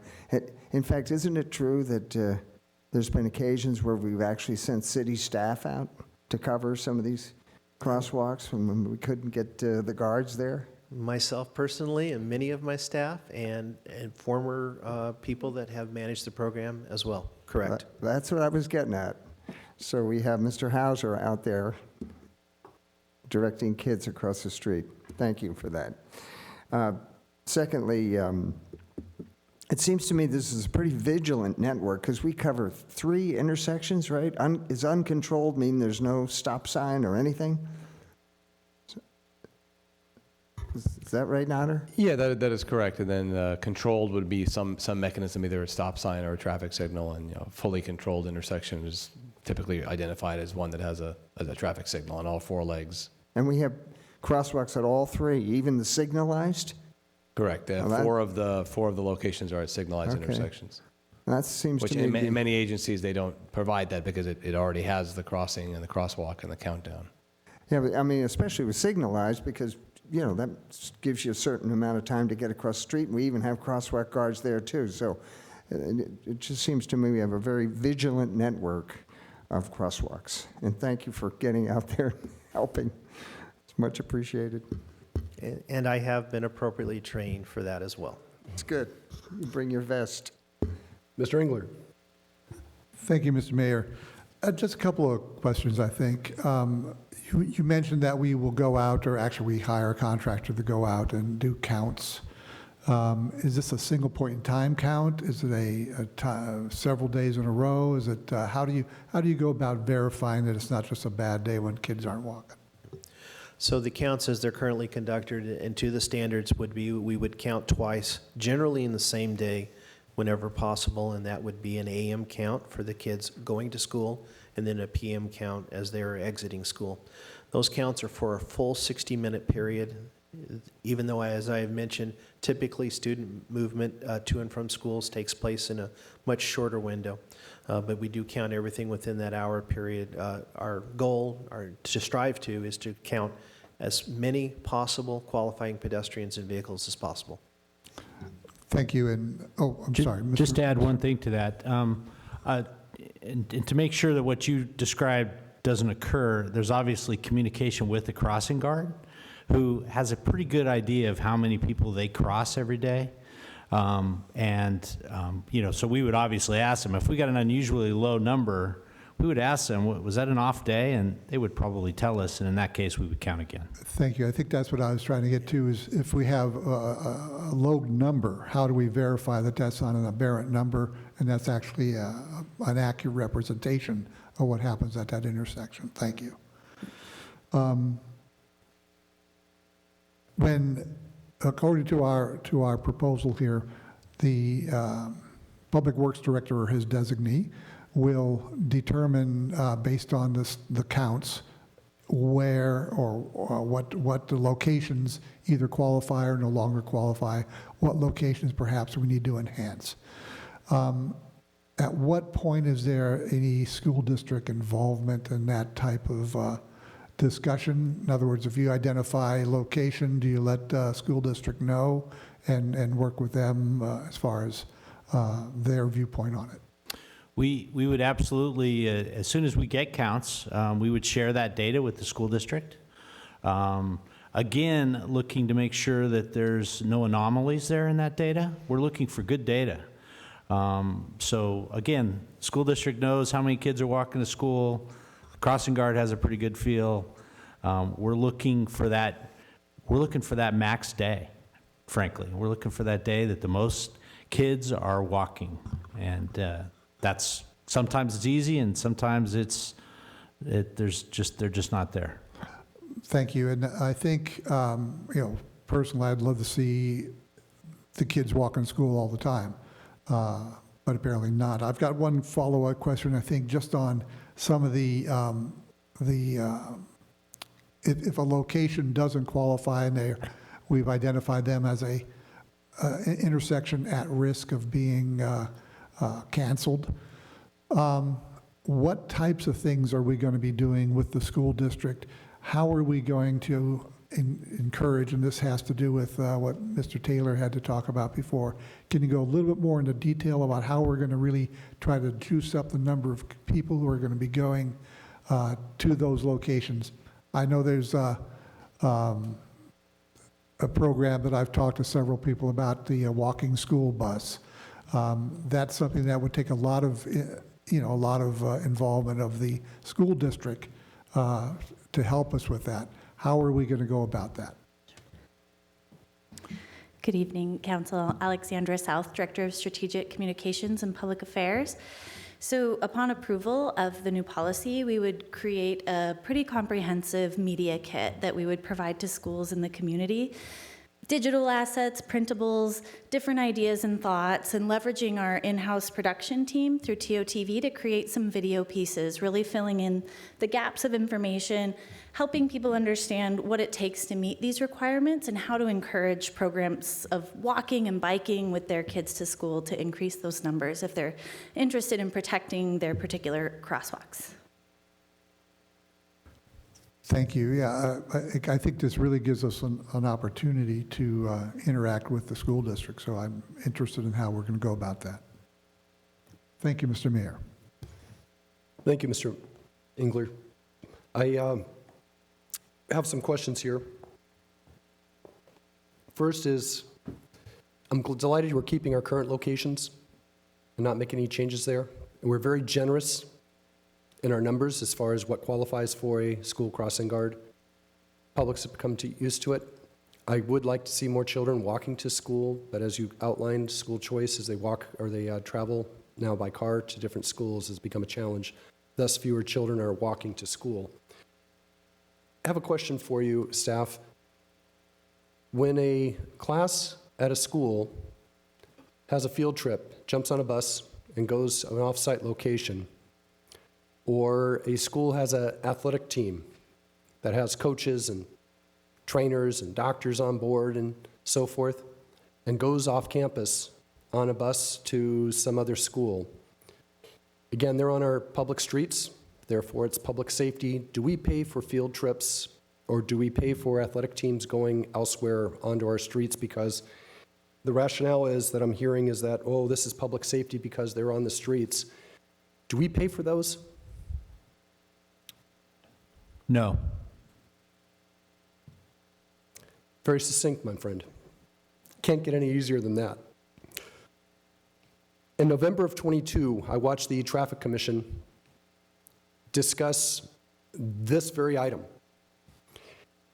And we had a gentleman who's our former traffic commissioner, Rick Lemo, who often says he's old, but not that old. He still remembers back in the 1960s when he was here. Our challenge is that the legacy as to why we got this type of service for the schools was not clear in the original notes from the city council. But Rick remembered that this was because we had a small school district, not much revenue, and they needed some help to pay for the school crossing guards, so the city stepped up to help. And that has stuck with us ever since. Result is we have taken on the management and the costs associated with the school crossing guards. What struck me last year when this came up on council was that we started sounding like a school board. Which schools, which crosswalks, how many students, what time of day, how many people do we have staffed, and so forth. And yeah, we can hit $347,000 in the budget for paying for the crossing guards, but that does not include the human resource energy that's put out there to screen applicants, does not include the training, going out and doing a lot of the things that needs to happen behind the scenes that takes staff time away from city issues instead of the school should be doing this. My request of our city staff is that we look at other alternatives to perhaps move this management and costs associated with the school crossing guard over to CVUSD. My priority is that anything we do, we got to keep the safety of the children paramount, that we want to keep them safe. Models can consist of everything from we phase this out over like a 3-year period, where the first year we pay 75%, school board paid 25%. Second year, 50-50. Third year, we pay 25%, school board pays 75%, and the fourth year, school board has it. But starting from day one, school board has management of it. They know their needs. They know the issues. And yes, if they need data from us, we can provide that regarding traffic and so forth. But that frees us up to do city issues, not school board issues. We've been stuck with this. And I think by transferring it over. Mr. Mayor, could we get a question? Yeah, I do, if you give me a moment. I'm just sort of setting it up, if that's okay. Are you playing mayor now with me? Mr. Mayor, you did. As the former mayor. As a former mayor, there you go. Mr. Mayor, you did upbraid me for making statements before during question period. So I am asking staff if you can look into that and see if we've got some options there to look to transfer this over to CVUSD and what the choices are.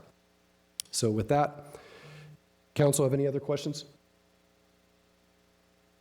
Nope. Good. So we'll open it up to public comment. And we have, I believe, 8, if I counted it correctly. We have some on Zoom and some in person. First up, we have is Jackson Piper. And then after that, we'll have Clint Foltz. Jackson, go ahead. You have 3 minutes, and I will let you know when the 15-second mark comes up. Go ahead. Good evening. Thank you, Mr. Mayor and City Councilors of Thousand Oaks. My name is Jackson Piper from unincorporated Newbury Park. I'm part of the TO Livability Action Network, as well as Ventura County YIMBY and other activist groups in the area. I'm also a CVUSD graduate many, many years ago. I understand where the city is coming from on this, and I do appreciate all the work that city staff put into it. I personally respect Mr. Hauser, Mr. Finley, and everyone else on the city staff that worked on this, but I am concerned by the fact that the staff report mentions potentially closing 5 locations because basically the counts don't seem to justify them.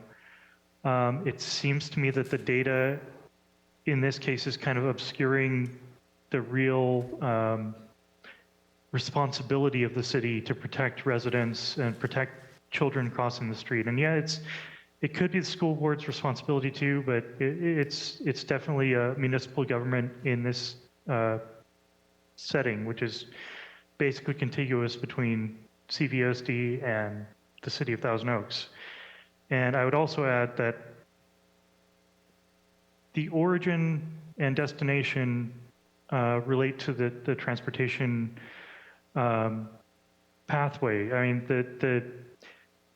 if a student is walking to school, the destination is the school, but the origin point is going to be the student's home, and the student's home is almost always going to be, in this case, in Thousand Oaks and under city control, as well as the roadways that the student will walk on and across to get to that school.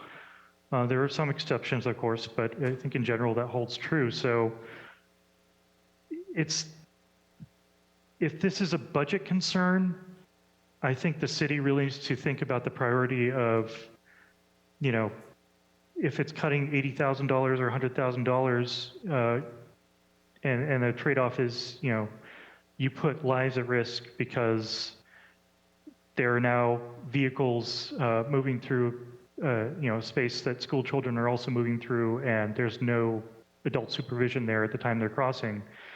I think the city really needs to reconsider that approach. There's also the matter of the fact that looking at it as a data problem, you're going to get a certain pedestrian count and a certain vehicle count per hour. 15 seconds, sir. But the problem is not the number of vehicles. The problem is the presence of vehicles. So unless you tame the traffic and really stop people and really make some sort of visible marker for the children. Thank you, sir. We appreciate your drivers comments. to be aware of. Thank you. Next up, we have Clint Foltz. Clint. After that, we'll have Jeannie Alberg, if I'm saying it correctly. Clint, go ahead. Hello, my name is Clint Foltz, and I'm a member of the Conejo Climate Coalition. Thank you for the informative presentation. I would hope that our city could continue to go beyond the minimum standards for providing crossing guards. We should all be promoting pedestrian safety and encouraging everyone in our community to get outside and walk or utilize mobility devices. When it comes to the climate, let's remember that approximately 64% of our city's climate pollution comes from the transportation sector. We can't just replace internal combustion engine vehicles with electric vehicles. It won't be feasible in the time frame in which we need to decarbonize, and a one-for-one swap will be environmentally harmful. So we really need to get out of our cars as much as possible, and we need safe streets to make that happen. So please prioritize our crossing guard program. Thank you. Thank you. Next up, Jeannie Alberg. After that, in person, we're going to have Rosanna Guerrera. Do I have that name correct? Okay, Janie, you're on. You have 3 Hi, minutes. I am a resident of Newbury Park, and my children graduated from Newbury Park High, being alumni of Banyan Elementary School. From 3rd grade to 5th grade, my children either walked with one of their parents or rode their bike to school. This was an invaluable opportunity for my kids and for us as parents. It is so important to have our children be able to live in a neighborhood where they can walk to school. That was one of the criterias when we purchased a home here in Newbury Park. My child also walked to Newbury Park High. I want to talk about the experience, and I acknowledge my privilege of living close to an elementary school so that my kids can walk to school. I acknowledge my privilege of having family work schedules that allowed us to take our kids to school, and understand that some kids may not walk to school, but they may walk home from school. So it's not always a round trip. Sometimes it's a one-way, but they're walking to school or riding their bike to school. The experience of walking your child to school is something like you won't experience just having your kid come home from school when you pick them up. You will have conversations with them. They will ask you questions of things they're seeing on the ground, shadows of trees, experiences of what happened at school the day before, where at sometimes you may not get those answers generally when they're walking to school. I'm sure other people will inform you of how important and the benefits of children walking and riding their bikes to school. I also want to remind you of all the business that you're doing to make TO Thousand Oaks livable, and a pedestrian-friendly neighborhood makes a safer neighborhood. So I want to encourage you to take a look at this and see how this crossing guard, although it may have a price tag, I think sometimes the experience is priceless. So thank you. Thank you very much. Next up, we have Rosanna Guerrera on Zoom. And after that, we'll have Mr. Bill Korback from our school board. Bill, would you please come on down? But we'll do you after the Rosanna Guerrera. Rosanna, you're on. You have 3 minutes. Good evening, Mayor McNamee and City Council members. My name is Rosanna Guerra, and I'm a 30-year resident of the City of Thousand Oaks. I come before you tonight to discuss the school crossing guard pending decision. My concerns have been raised in the community regarding the impact to families and, of course, our children regarding this potential decision. I'm here to voice another concern on the impact that this decision will have, namely our older adults. Decisions are not made in a vacuum, and reverberations from one action can negatively impact populations that may not have been intended. The vast majority of crossing guards are made up of older adults who use this additional income to supplement for the rise in rent, prescription costs, etc. Cost of living is rising, and our older adults cannot live on a fixed income without adding a part-time job. By eliminating this opportunity, you are placing our older adult population at risk. Crossing guard employment provides an opportunity for older adults to maintain a connection across generations and continue to serve the community in a viable way. Please consider this impact to older adults who are now moving back to re-engagement in the community post-pandemic. New forms of outreach to this population that are eager to rejoin and be part of the workforce should be reviewed by the city. Think about the joy that older adults bring to the school and city community as they care for the safety of our children. I'm personally shocked by the mayor's statement to pass the responsibility of city streets to the school district, which is generally underfunded. My taxpayer money goes to safety of our streets. which I hope will continue to go towards this cost. Thank you. Thank you. Again, comments should be made to the council directly and not to individuals. After Mr. Gorbach, we have Carol Shelton. Carol, would you please come on down and have a seat behind Mr. Gorbach? Mr. Gorbach, it's all yours, 3 minutes. Okay, thank you. Good evening, Mayor McNamee, members of the council. I am Bill Gorbach. I'm a resident of Thousand Oaks. The comments I present tonight represent my own opinion and do not represent the board. Yes, our current crossing guards are fantastic, caring, responsible individuals that I know are considered like loved members of the community by the kids of which they help. And I just want to recognize them for that. I'm also glad that no change as far as dropping crossing guards is being considered for the next 2 years at least. When we consider the standards for consideration for crossing guards, this is an issue of people, not statistics or metrics. This is an issue of safety for that 5 or 6 year old that is crossing the street and maybe starting out in mom's hand, but maybe so anxious to get to school that they move ahead and go further.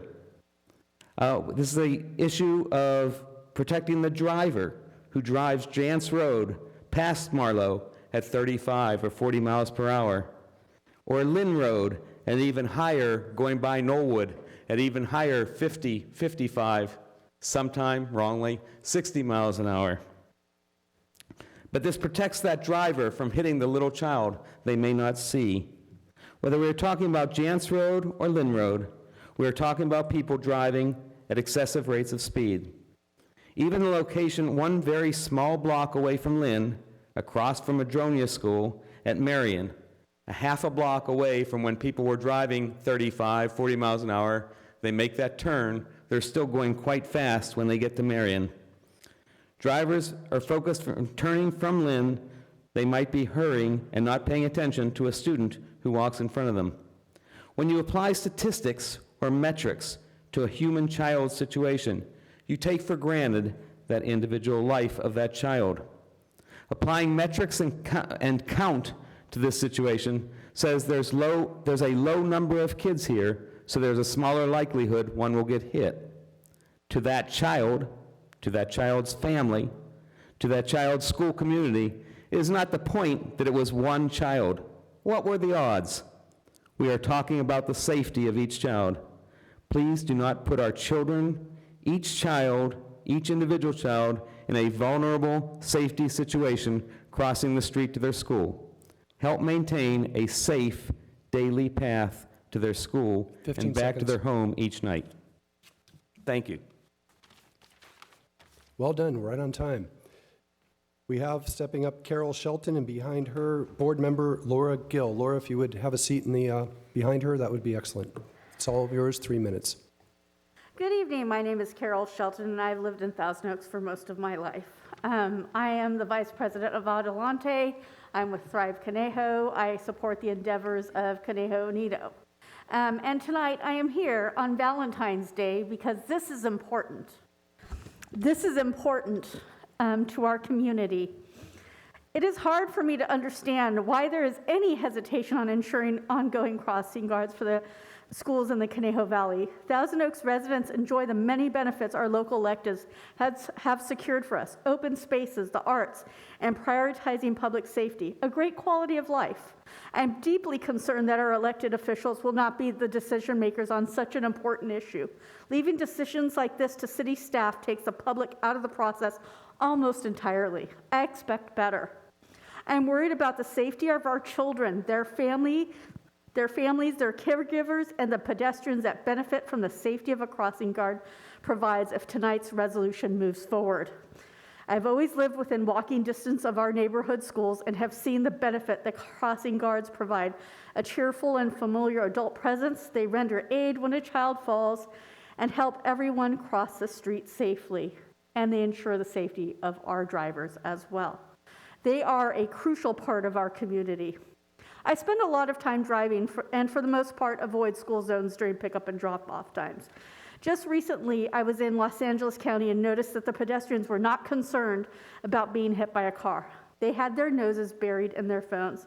And then here in Thousand Oaks, just the other day, I was driving near one of our local middle schools and noticed that the students were waiting to cross a busy road that did not have a crossing guard.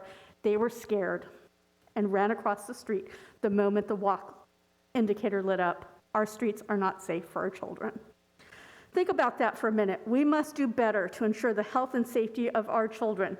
Thousand Oaks is not a safe place to walk. It is not a safe place to bike, and it most definitely is not a safe place to cross a street during drop-off and pickup times. I know that it is a goal to make Thousand Oaks a more walkable and bikeable city. Let's work on that first. I want to give you two numbers. It takes one car to change the lives of one family. One car, one family, forever. Can you please postpone any decision on this issue until we make Thousand Oaks a safer place to walk and bike? Thank you for your time. Thank you. Next up, we have School Board Member Laura Gill, and after that will be Nelson Buss. Nelson, if you'd please come on down. Welcome, Lauren Gill. Good evening. My name is Lauren Gill. I'm a resident of Newbury Park. The first thing I have to say is that I'm puzzled about the fuzzy logic that we're hearing on the jurisdictional question. It should be explicitly clear to everyone that the streets and the people belong to the city of Thousand Oaks, and that's why we're here. That's why I'm in your house. You're not in mine. The fact that approximately 1/3 of our elementary and middle schools are in jeopardy of losing their crossing guards due to declining numbers of walkers is not good news. It's a warning to us that we're moving in the wrong direction and that we need to take some action. I think the question that we're facing is, are we doing all we can to make this a child-friendly city? A city where kids, with and without their families, can walk or bike to school and back home or to parks and playing fields safely. Where kids are out in the fresh air, practicing independence, having fun, getting healthy safely. This policy as it stands falls short of our shared community values, but it could be dramatically better with just a few changes, so I have a couple of specific asks for you. Before we can evaluate the need for crossing guards based on pedestrian counts, we have to restore a basic sense of safety. The hardest realization for me is that 3 of our school sites that are eligible for crossing guards, Aspen, Banyan, and Madronia, have been without their crossing guard for the entire school year. In Banyan's case, I'm told that there has been no crossing guard since the middle of last school year. Those families have lost their sense of safety, and they have made a reasonable choice to take their kids out of those crosswalks. It's hard to hear that families feel the city is telling them and their kids, you're on your own. And I don't think that was your intent. So my first request is that we fully staff the existing eligible crossing guard locations. We can't expect numbers of walkers to increase until we put a grown-up there to make it safe. And if you have any doubt, I invite you to cross Lynn Road at Knollwood on your way to Banyan Elementary. Even as an adult, it is hair-raising. Once all the eligible locations are staffed, I believe we can collaborate to encourage students and families to walk and roll to school again. I hope you'll consider that it will take time to restore a sense of safety and choose a phased approach to reaching the eligibility numbers again. As a resident and as a governing partner, I pledge to work with you toward this healthy goal. Second, if in the future crossing guard locations are under consideration for removal, I believe those recommendations should come before council in public, as we are doing tonight, and as we have done in the past. In education, we say behavior is communication. I hope we'll see a decline in school-age walkers as a sign that we need to redouble our efforts to ensure safety for pedestrians. I hope we can embrace this opportunity to restore and preserve some healthy freedom for our kids. Thank you. Thank you, Ms. Gill. Next up, we have Nelson Buss.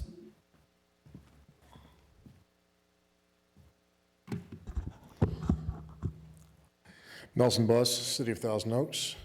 Hi, everyone. I just want to start with, I'm a child of the 80s in this town, and as one of your council members mentioned, we used to walk to school.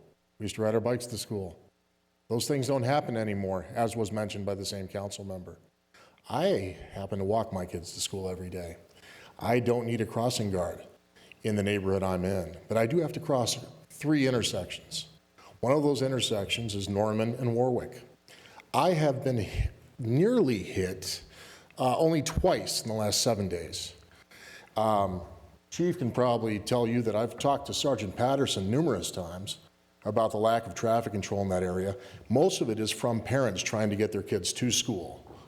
On Friday, the parent who almost hit me in the intersection still had their kid in the car. They were late and rushing. That's what we deal with today.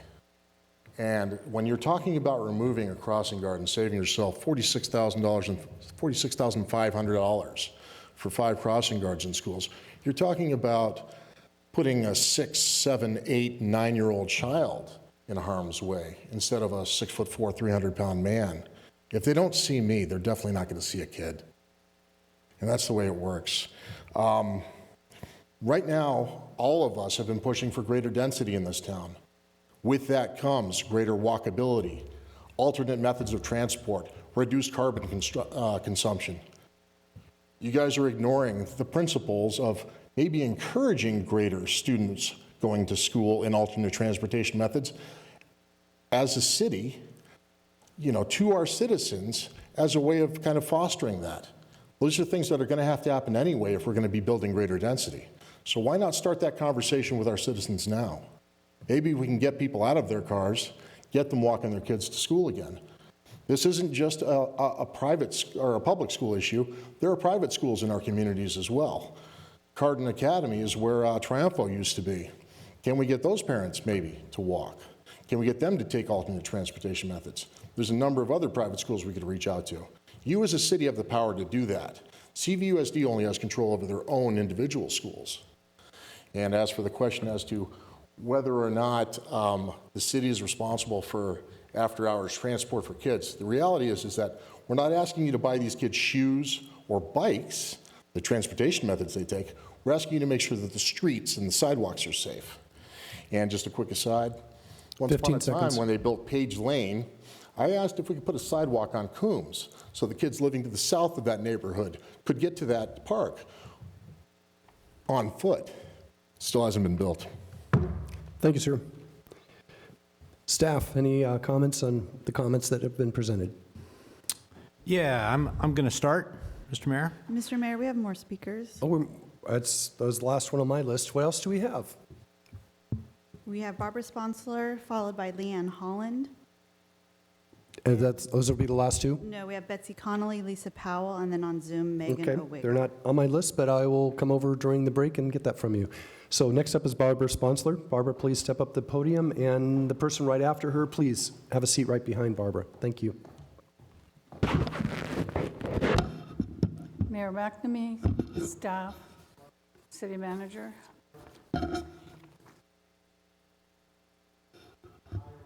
I can't hear you. Would you step to the left? Use the larger microphone there. There you are, Barbara, so we can hear you. Okay, Barbara Sponsler from Newbury Park.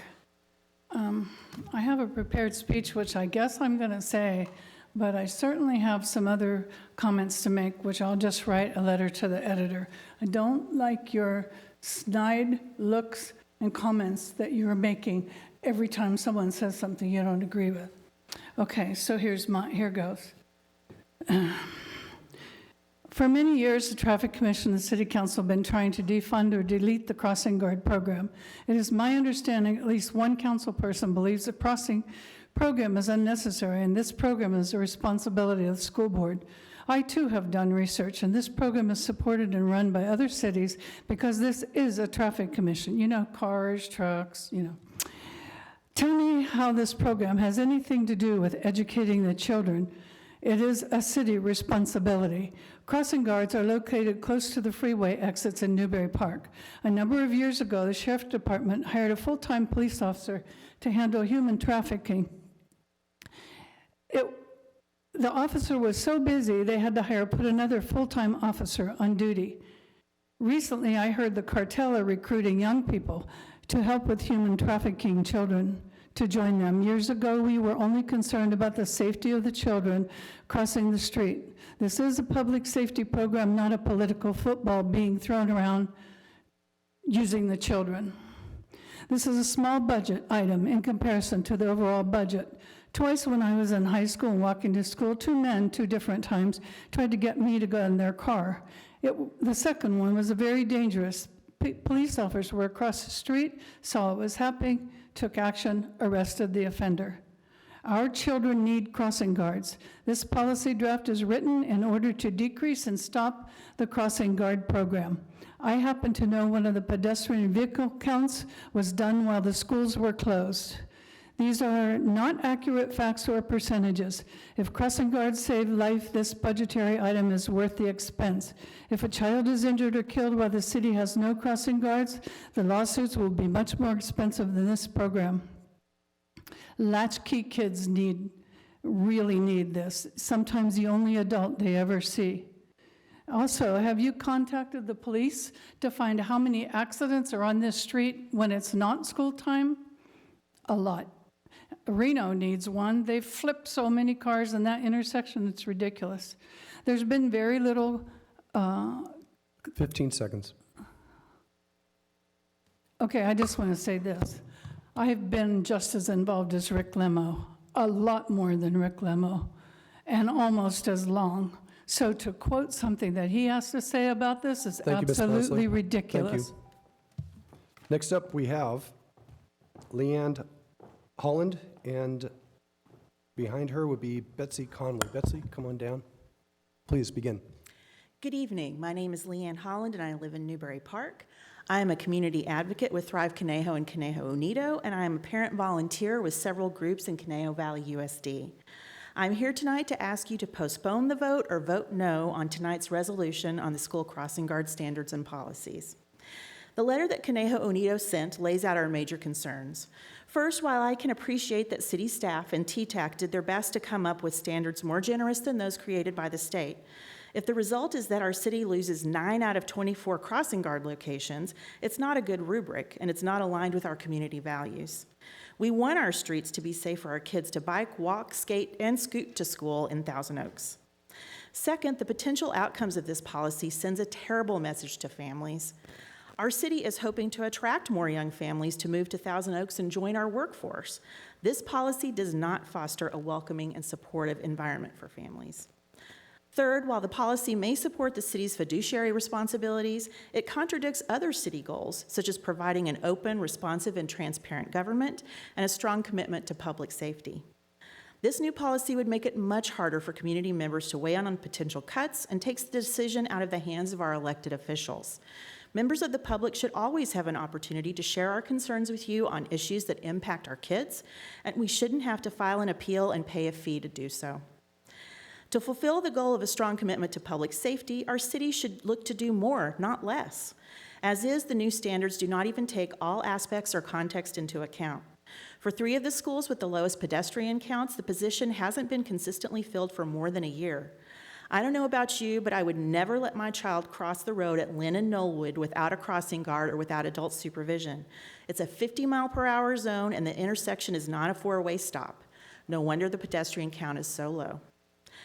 What many of us hope that you will do is take a pause and focus instead on creating a robust strategic plan for safer streets and to promote walkability. Data should inform the plan, but perhaps what is needed is a rubric rather than minimum standards, because our children's safety should always be paramount, and it is your responsibility. Around 5 years ago, I was driving down Windy Drive one morning when I saw a car hit a child on a bike. It was at the Windy Michael intersection, and the boy was on his way to Sequoia. Thankfully, it was a slow-moving car, and the boy only ended up with some scrapes, bruises, and a bent tire. But as I waited with him for the paramedics, I helped him call his mom. He'd been so brave up until that point, but when he heard her voice, he started to cry. My mama heart broke in that moment. We all know that the outcome of that accident could have been much worse. 15 seconds. Crossing guards protect kids in our community every single day. Please don't vote for a policy that could put more kids at risk and leave more parents brokenhearted. Thank you for listening. Thank you for your comments. Betsy Conley, and then after that, we have Lisa Powell. If Lisa would come down and have a seat, that would be excellent. Ms. Conley. Hi, Betsy Conley, resident of Lynn Ranch, unincorporated pocket across from the Oaks Mall. I want to address 2 things that were said during the meeting. One, I want to say that it is true that the new policy counts are more generous than the existing policy. But the real reason why the number of crossing guards has remained steady using the old, current, less generous policy is that former city councils have saved schools. And the new policy eliminates that avenue where each crossing guard elimination decision comes to you. So an appeal is not the same as having that opportunity to say yes or no to a particular cancellation. You are the ones who know about the community and know the extenuating circumstances that should be taken into consideration before a cancellation is enacted.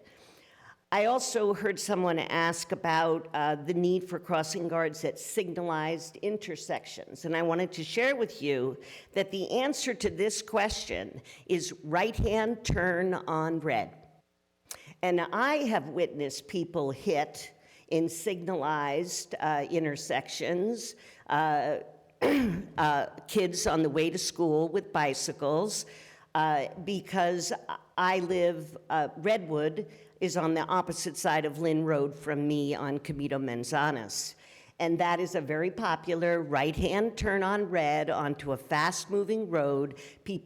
Drivers look left to see oncoming traffic, they hit the gas, and they don't realize that someone is in the intersection. So if we're gonna stop supporting signalized intersections, they need to become no right turn on red, or you need to eliminate the possibility of crossing on that side of the road, because they are not safe at all.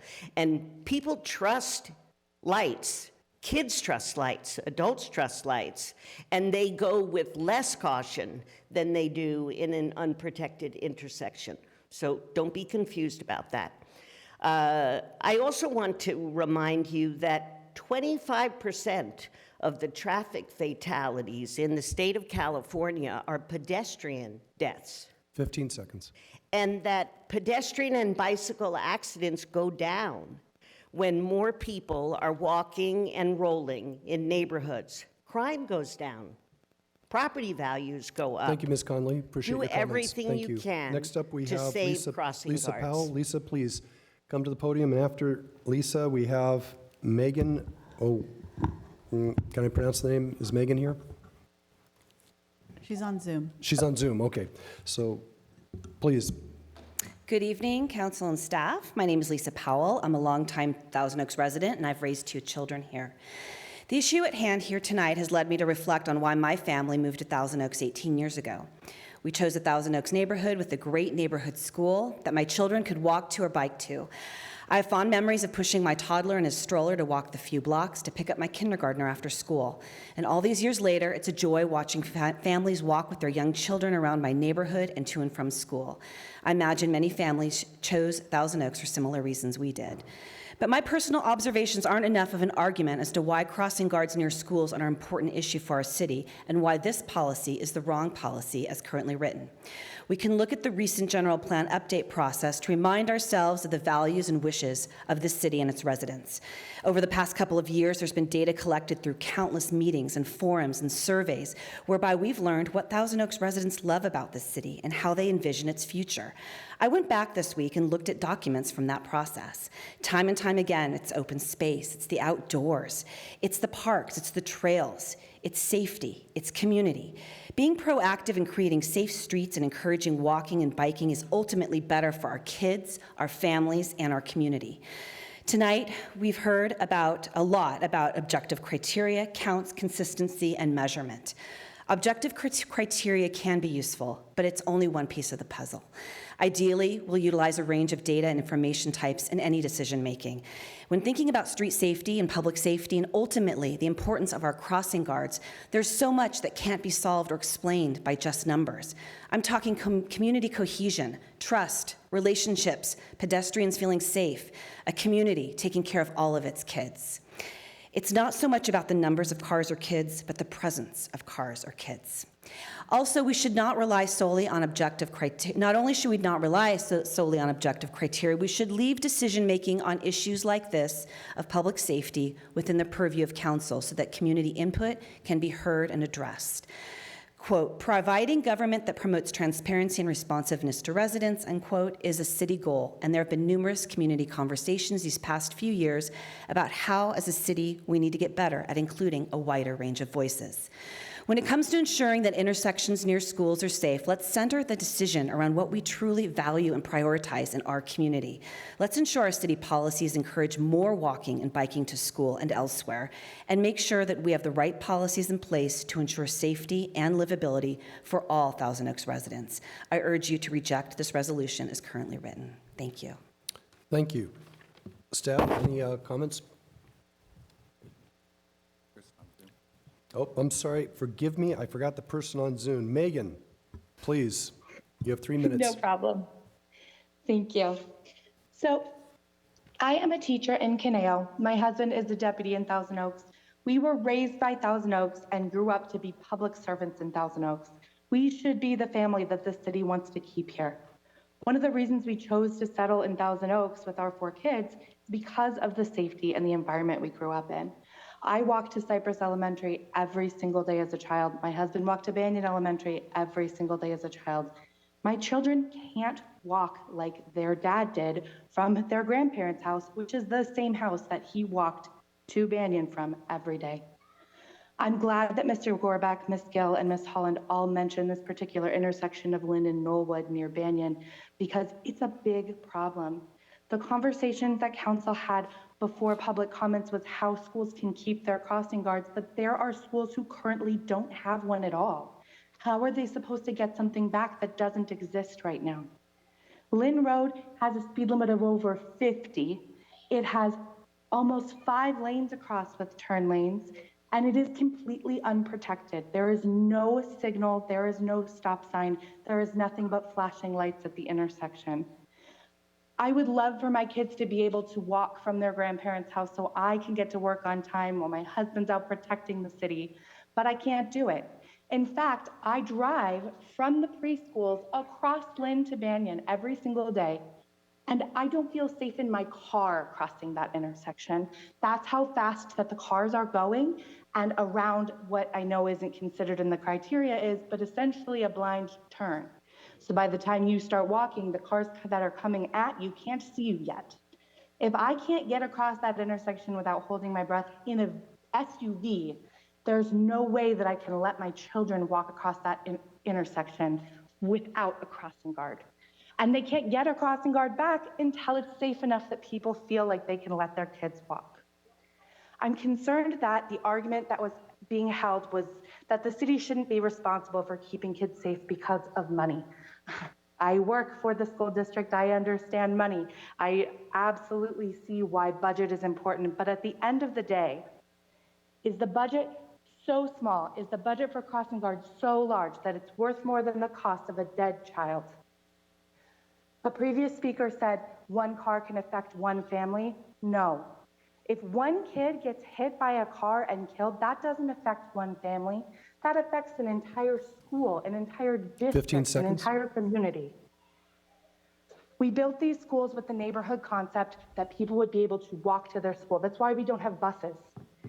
Kids can't do that anymore. That's the understanding that we had when we put the schools in the middle of neighborhoods. Thank you, Ms. Megan. And it's Appreciate your not fair comments. to parents. Thank you very much. Thank you. Staff, any response? Yeah, I'll start just very briefly. I'll touch on the jurisdictional issue, right? I want to make it clear that the education code specifically allows for school districts to hire crossing guards. And the vehicle code specifically allows cities to hire crossing guards, right? And you'll see that model's out in the state, right? Some school districts provide them, some cities provide them. Could you bring the microphone a little bit closer? Sure. But the issue that we have tonight is whether or not the city wants to move forward with a sustainable policy that's going to be able to be implemented well into the future. I don't think this is really a budget issue. This is an issue of the city establishing a policy that can be consistent and that we can stick with well into the future. And just one final point, I know there was a lot of talk about locations that do not have a guard. The policy that's presented to the council this evening will actually make it easier to add that location to the city's program. So that's the end of my comments. Mayor, if I may add something else as well. Tonight we heard a lot of comments regarding having the director implement the policy.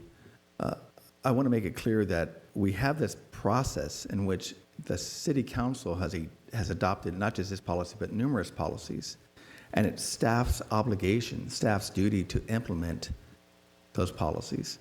So this is not different than all the policies, many of the policies that we have. And so when we have a policy that provides objective standards, clear standards, the director does not have subjective components to it that he can apply himself for that very purpose, because the city council, by adopting a policy, has created that law, has created that process, and by giving staff the ability to implement the policy, they are complying with the city council's directive, with the city council's decisions that have been made constantly through public hearings like tonight. So to argue that somehow the director or any staff member who's implementing a policy, and again, we have numerous policies that staff implements, but these are directed to staff to follow based upon the city council's direction. And that's important because what we do need, and as I said earlier, what we do need to do is we need to ensure that we have objective, clear standards. And in this case, city council directed staff and then went to traffic commission to look at the old policy and to adopt or present a new policy that has been thoroughly vetted and presented to council. And that's that process that we all expect, and that's what we're doing tonight. So we have to have a policy. It's imperative that we have a policy. The policy that's being presented tonight, as stated numerous times, is more, allows a better opportunity for schools to comply. And again, there's a process that we can do to make that happen. The other comment that we have is this concept of safe.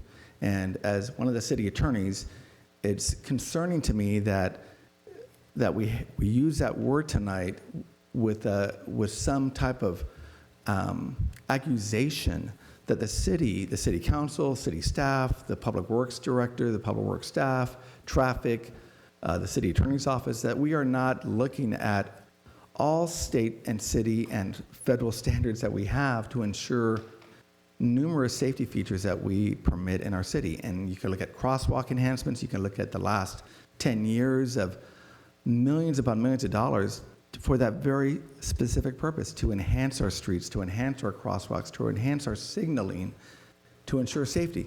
But I'm also going to tell you, and this is just an unfortunate reality for not just our city, but across our nation, across our world, that many accidents, you could have a four-way stop sign and you're going to have accidents there because of a lot of other reasons, right? So there is no perfect method to ensure everyone's safe no matter what. We can't do that.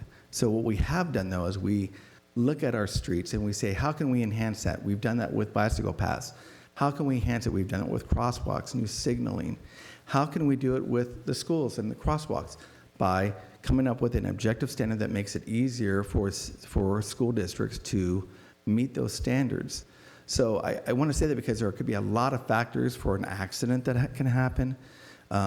It's not just necessarily one component, but you can have every safety feature. You can have a red light, and we know this for all of us to understand this, but I just need to say it, that you can have a very specific, perfect designed intersection and someone that's not paying attention, someone that's texting, someone that's driving under the influence. All those things are going to make all that work meaningless because they're not going to be doing what they need to do. Speed is another example. I heard that a lot tonight. And again, there's ways to address that speed, whether it's through enhanced, review of an area, more enhancement with the police taking a look at something like that, and those have impacts. But I want to make that clear because at the end of the day, we have a policy that we're presenting to you. staff's position is that this is a policy that enhances what was before you, the previous policy. And so, again, I want to encourage you that we should be adopting a policy, whether it's the old one or whether it's a new one. We need to have a policy that we can implement. And those are going to have standards that we have to comply with. And those standards are going to have to be objective so staff, again, can objectively apply those standards. Thank you. Thank you, Mr. Meeher. Any other staff comments? Yes, I'd like to make a few comments, and I know you've heard this, but I'm going to say it one more time. This is absolutely not a budget issue. And in fact, we've proposed a policy that is more generous. We would love it if, first of all, if we could fill all the crossing guard locations we have. So this is a call to the community. Please join us and help cross these kids safely at these crosswalks that we can't fill. We're currently down 5 locations at this point in time, and we've been down 3 for close to a year. So everybody out here tonight can actually help the city, help those kids. We have crosswalks authorized. We have yellow vests and stop signs. We need folks to come down. We'll even pay you. We need folks to come down twice a day and help those kids get across the street, however many they are. We'd appreciate that. And Most what do we importantly pay, Cliff? here, what's that? What do we pay? $23.50 an hour. $23.25 an hour. All right, not Look bad. at that, I just gave you a raise. Most importantly, the reason we brought this item forward to council is we need a policy that is objective, that we can predict, and we can manage efficiently and effectively. That's my job. I'm the Public Works Director. This task falls under my work plan, and it is very, very difficult to manage a project, manage a budget, manage anything, hiring, et cetera, without knowing without being able to look ahead and project. Now, when this policy was put together, the very first item was to say, it's not 1 year of data, it's 2 years of data.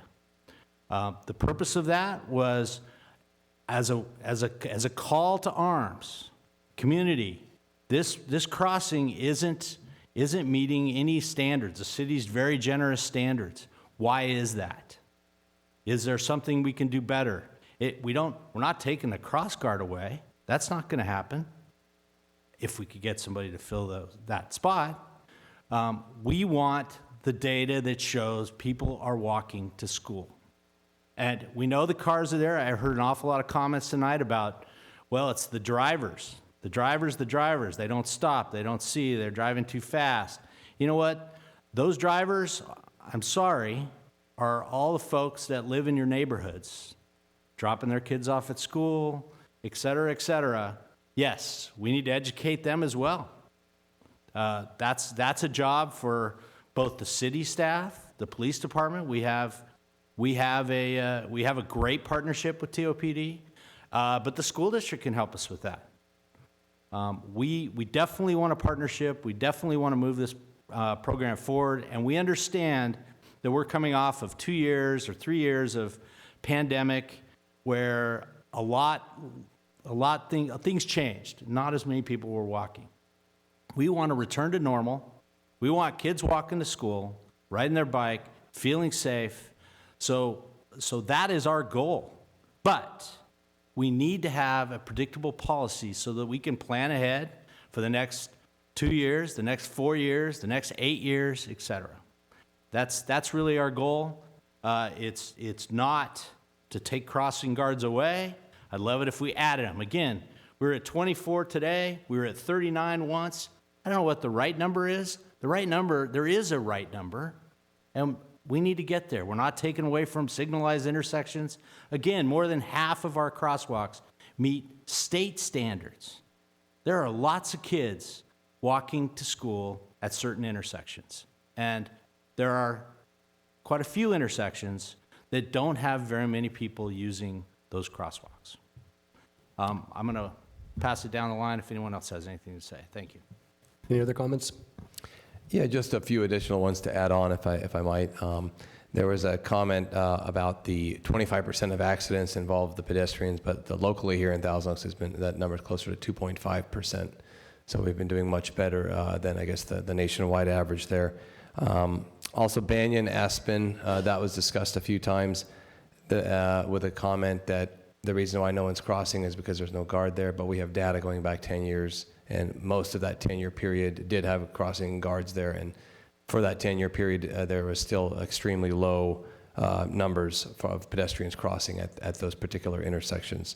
So that issue is not isolated just to this last year or two. As always mentioned, this policy, it will be flexible and adaptable and evolve. If more students begin to walk to school, then locations will be added, and the new policy will make it easier to add those locations than the existing policy. But, we're hearing everyone say a similar thing, that they want a policy that, we want to be the best city in the county. We want the best possible policy for our students, and that's what we believe we're presenting tonight. That's exactly what we're presenting tonight, a policy that's more generous than any other one in the county and more generous and more accommodating than the existing one that the city has. And that's the end of my comments. Thank you. Any other comments from staff? Let's open it up to council discussion. Mr. Adam, you were first up, and then we'll go to Mr. Engler.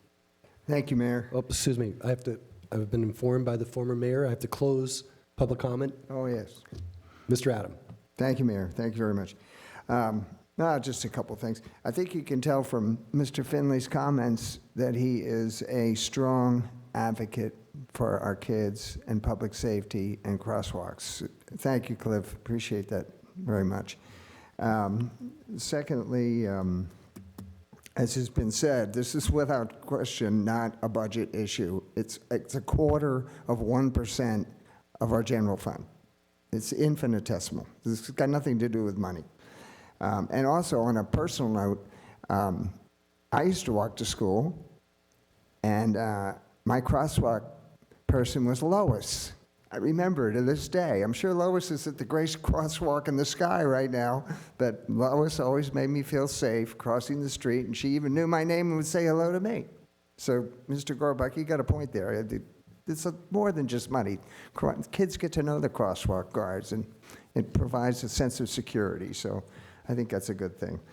And as been stated ad infinitum, the policy suggested tonight, we sent it down to the Traffic Commission, and they didn't come back with something stricter. They came back with something even less restrictive. The word generous has been used over and over again tonight, and we do have the most generous policy in the county. And now we can take into consideration vehicle count, speed, the width of the street, things that we never even considered before. So I think Mr. Finley's right. He's got to operate with an objective policy. What the council's done over the years is made it subjective. And okay, there's some merit to that, but it's also not necessarily fair, because then other folks come forward and say, well, if you're going to give a crosswalk to these people that don't meet the standards, why can't we get one? So anyway, objective versus subjective. Mr. Finley's talking about a policy that he can operate with.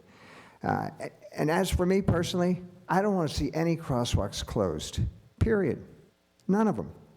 It's great that we have them. In fact, I want to see the crosswalks that we have improved if possible, and I want to see more crosswalks, because more crosswalks means a healthy city. More crosswalks means more students.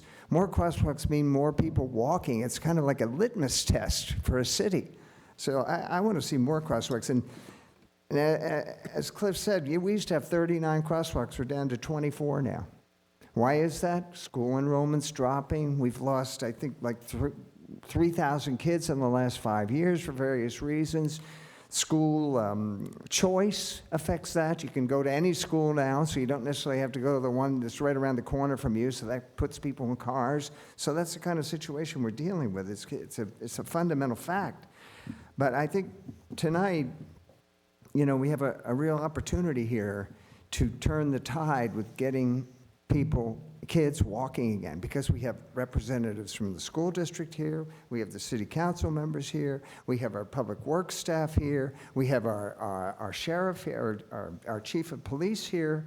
All these groups can work together, I think, and we also have Alexander South, who's already preparing a presentation to show to different schools, work together to get kids walking again and to bring those counts up.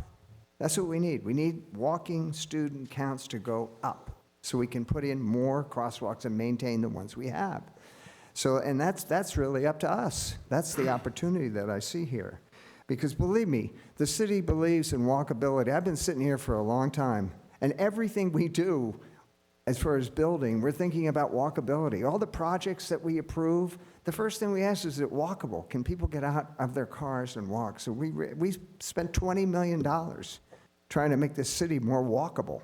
So believe me, we are dedicated to that. It's one of the big factors that we look at.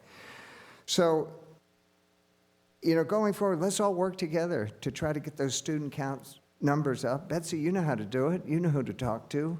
You're an influential member of the community. There's a lot of people that could help with that effort, and we're willing to do it too. So that's where we can partner with the school district on this thing. But I think it's ours. It's our program. That's my opinion.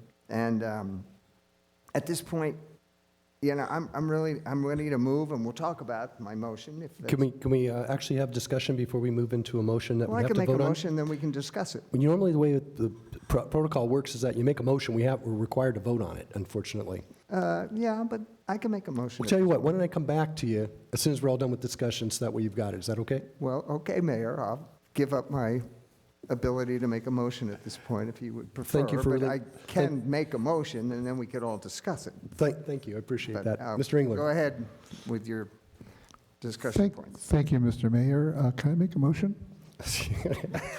We have a comic among us. Very good. So, Mayor, if you want clarity, actually, I mean, you can have a motion and just have comments about the motion or comments about, continue on the comments. So either way is fine, Mayor, and you're. Either way is okay? All right. No, I'm fine with it. We'll just go forward. But I think that just discussion on tonight, I'll have to agree with my colleague.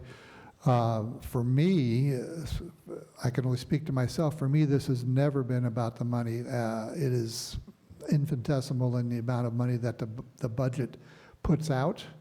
I would never equate a dollar amount to safety in our city. That comes from me, who spent a lifetime in public safety. That is not even a consideration. That said, we do need some standards to go by so that we can approach these issues in a rational way. So the question before us really is, how do we marry those two concepts in a way that makes sense to the staff, to the council, to the public? I think we are doing our bit on making our streets safe. We've done, as several times tonight, people have mentioned all the projects that we are doing to try to make this a more walkable and safe streets for our bicycles and everybody else. I think it's undeniable. The number of projects and the amount of resources put toward those projects is remarkable, and I think we have the streets to show for it. Thousand Oaks, it's a point of pride for me, and I think a point of pride to most of us in the community, that we try to do the extra bit. Are we required to do crossing guards? No, we're not. Do we do it because that's a service that we want to provide for our citizens? Yes, that's an extra service that we're bringing to our citizens.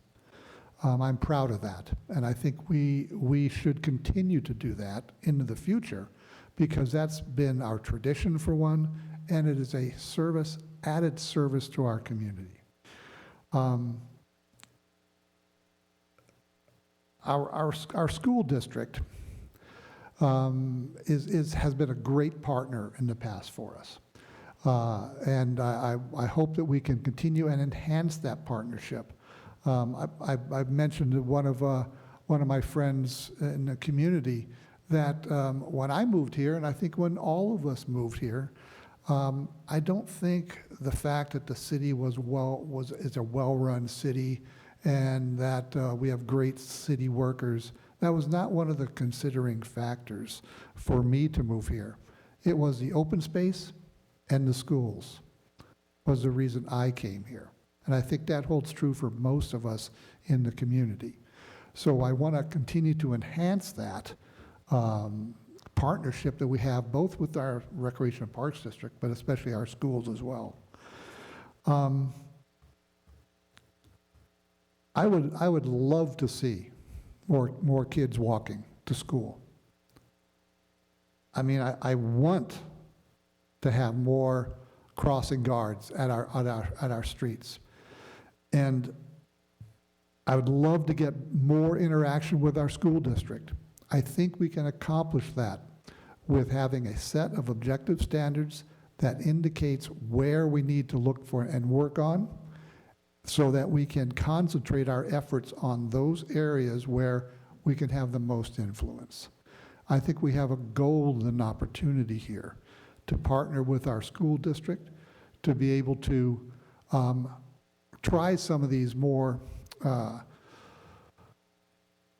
esoteric ways of getting people to walk, the walking school bus, the safe routes to school, and other aspects that are out there that we can partner with. We don't have the access to the kids to be able to do walking school buses. School district does. Let's get together on doing that.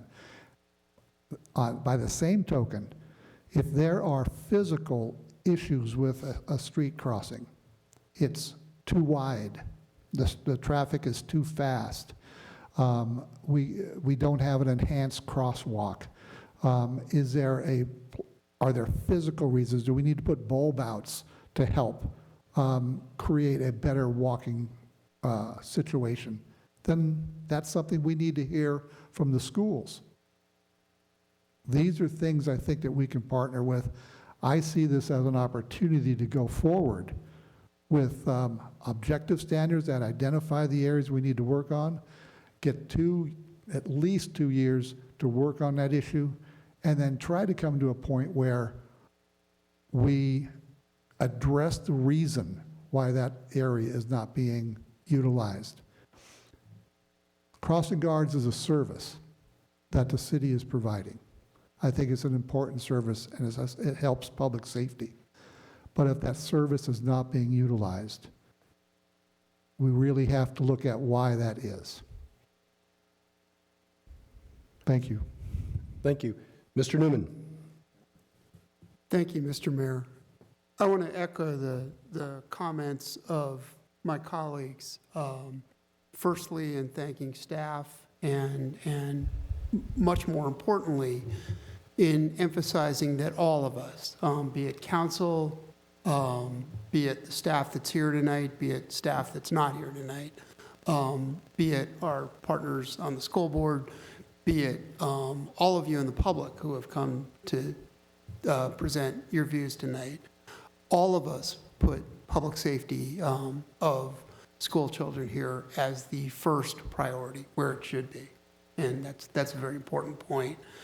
I do have 3 concerns I want to raise about the proposal tonight. Before I get to them, Mr. He/Her will apply his hands to my throat if I don't disclose that I have had 3 ex parte communications from residents about this matter. I don't think they will affect my ability to make a fair and impartial vote tonight, but I do want to disclose that I have had conversations about this topic with actually 3 people who are here tonight who have contacted me with concerns. That is Dr. Connolly, Ms. Holland, and the president of the school board, Dr. Gill, Ms. Gill. Anyway, the concerns I have are threefold. They are around public safety, around process, and around policy.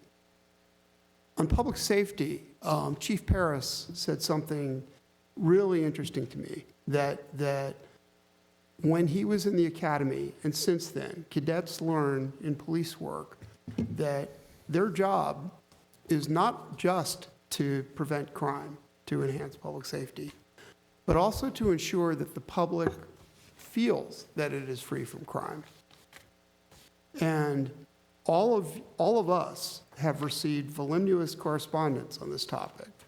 We have all heard plenty of testimony tonight that was unanimous in saying that there was a feeling of the absence of public safety around this crossing guard issue, that there is not currently, that the streets currently are not safe for children to be walking to school, which again is a goal that we all want to encourage. The process concern I have is around the deferral of this. I don't have any problem at all with the formula or the very competent ability of our staff to implement that formula. That's not a concern at all. But rather in the right of you, the public, to petition the government for a redress of grievances. We all took an oath, it's right there in the First Amendment, we all took an oath to have that ability for the public to have its say. Now, there is a process defined here of appeal. We don't know, and if we approve this tonight, we don't know what that appeal will cost. There is an appeal process, but it makes it more difficult if you, the public, have a grievance to get it before us and the government. And we have a simple choice around that. We can be very dogmatic and say, you know, the government just makes it hard for everyone, and they make things take longer and all that. And we can shake our fist at Sacramento and say they're taking away local control.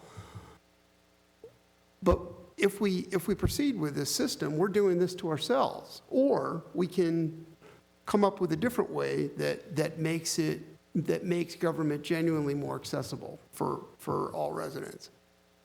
And that's a concern I have around the process aspect of that. And that finally, that brings me to the policy concern. I'm really happy to hear Council Member Adam, Council Member Engler say they want to hear, they want to see more children riding their bikes or walking to school. I think we all do. I think see lots of nodding heads here, right? We all want that. I don't fault staff at all for this policy or the Traffic Commission. They did exactly what council asked them to do. That's not the problem. The problem is we, the council, didn't ask them the right question. We didn't say, do we have a policy? Let's start there. Our policy should be, we want more kids to walk to school, to ride their bikes to school. We don't currently have that policy, and that's where we should start. We developed a very good traffic-centric policy. Again, I have no problem with the policy as written. Staff did exactly what they were asked to do, as did the Traffic Commission. But we're ignoring the bigger picture, which is we want kids to walk to school.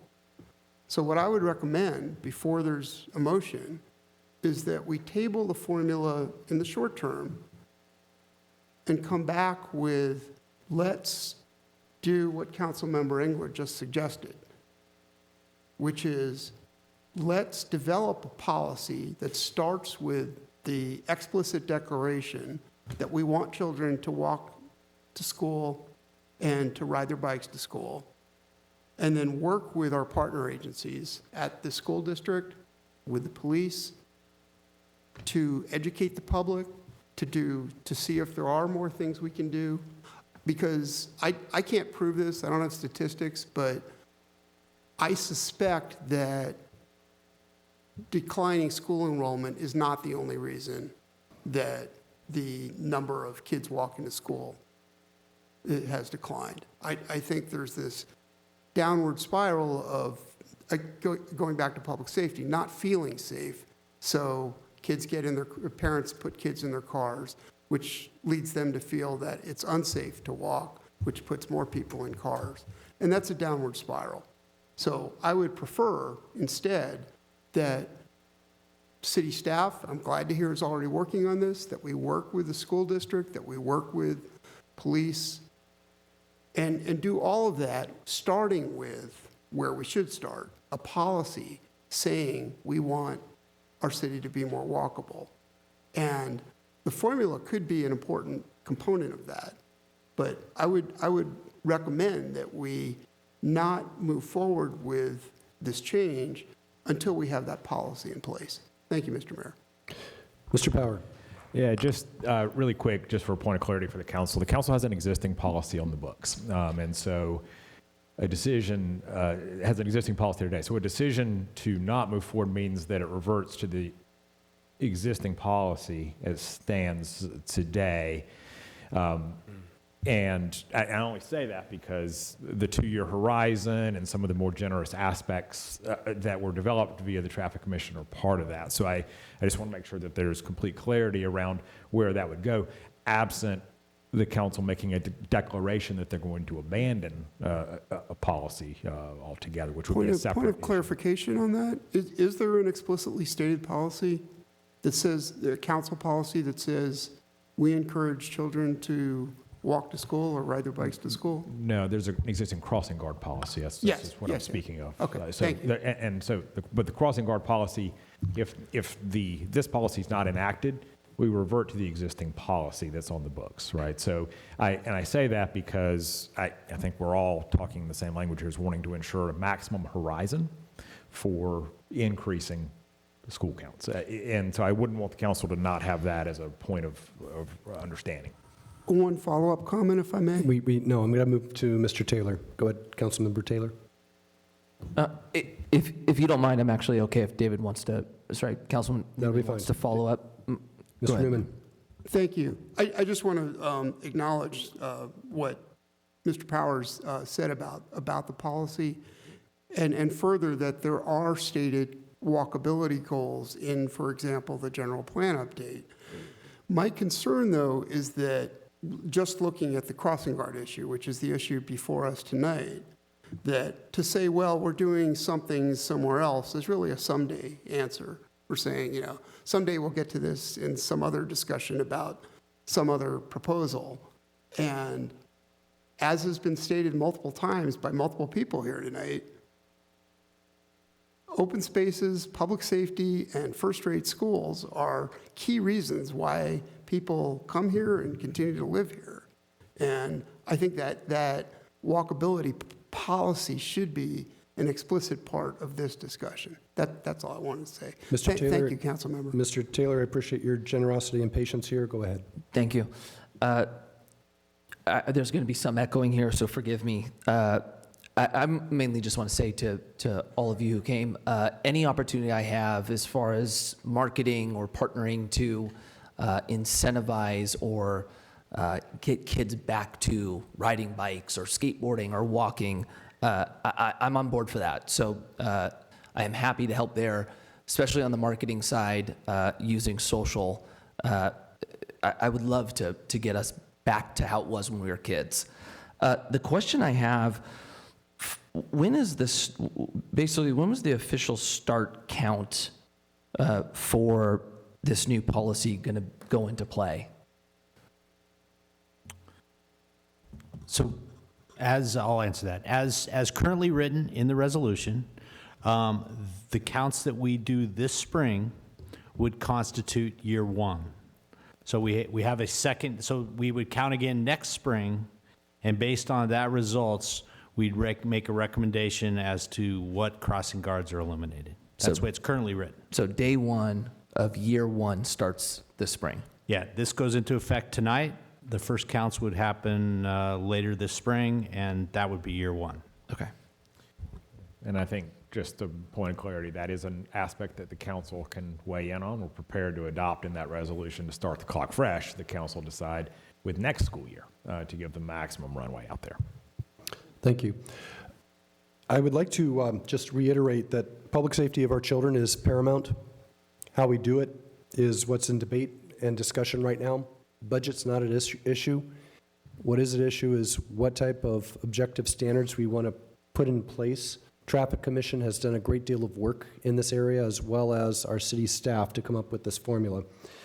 My question to city staff is that on social media, emails, public comment here tonight, they're saying that you were saying in the presentation, we're keeping current locations, but yet people are saying here tonight in public comment as well as emails that we're closing down. Why the disconnect? Are we closing down crossing guards? Please answer. I'm not clear as to why there's a disconnect. So folks that we've received comments on are projecting that based on the current standards, certain crosswalks would be, based on previous year counts, would be likely candidates for closing. Now, as proposed tonight, we want to start this year, and we understand that we're on the tail end of a pandemic, and this is really the first year kids are back to school the entire school year. And again, it's to council's discretion. We were going to take our counts for spring as year one. We could easily adjust this policy to make this year 0 and next spring be year 1, which would give us an entire year essentially to work on an outreach campaign to get people walking to school, to get things back to normal, if that's the right term. So essentially, it's sort of like the federal government saying, well, you've cut your budget, but it turns out that no, it was actually not what you requested, but you're getting less, but it's still an increase from this year. I'm with you. So that said, not having public safety with school crossing guards, again, public safety is paramount. The question is, how do we implement this? Who has the management of it? Who makes the decisions? We have 3 current school board members, 1 previous school board member, several influential people from our community, all objecting to what city staff is putting forth as an objective standard, which also has the ability to appeal by coming to council, reinstating intersections that may be cut. So I think there's a good balance here to accomplish what we want to do. But as we have our school board representatives here objecting to what we're doing in this regard, argues heavily for school board taking over the management and the costs associated with this school crossing guard program. You aren't happy with what we're doing, then school board, you do it. And you will come up with the answer that works best for you, because this is a school board question. It's a school board concern. If anyone is closest to the issue, it's the school board members, the teachers, and the parents, not the city council sitting before you. And I know that we have a school board that's got a $209 million budget. It could be more than that, but that's the number I was able to pull out from the budget online before we came to council meeting here. They've got the money. They can do it. They can actually implement this. And as I presented that argument that public safety is not the exclusive for city council, because otherwise we would be paying for field trips, athletic teams going off campus. We would be paying for those buses, the coaches, the trainers, the teachers, the lunches that go along with that. So that public safety rests with us, therefore the city has to pay for it, does not hold water. It's unfounded. And this should be, again, in the hands of those who best can make the decision for the student, and that being the school board, CVUSD, not city council. And I will argue that CVUSD doesn't want to part with $347,000 to implement a program such as this under their domain. They have the budget. They've got $209 million, a lot of money. So I think we as council have now demonstrated how we sound like a school board. We've gone back and forth with questions. We are not a school board. We don't know the needs. I think we should throw this back over to CVUSD. If council or city staff, again, if you would begin a dialogue, I would appreciate it.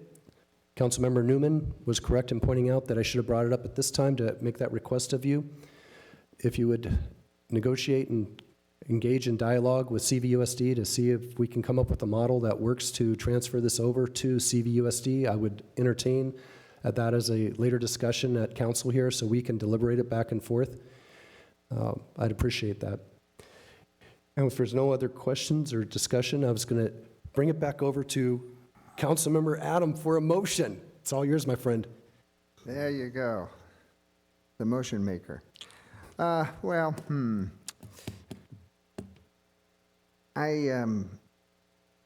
I don't want to catch the kids in between the school board and the city. They become enmeshed and pawns with some big political debate. I mean, I think this is ours, like I said earlier.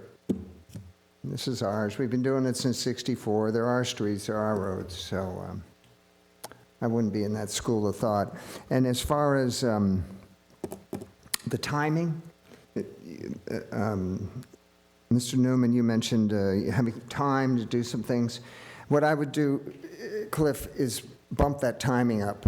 Instead of, I would have the clock start in August, at the beginning of the school year, okay?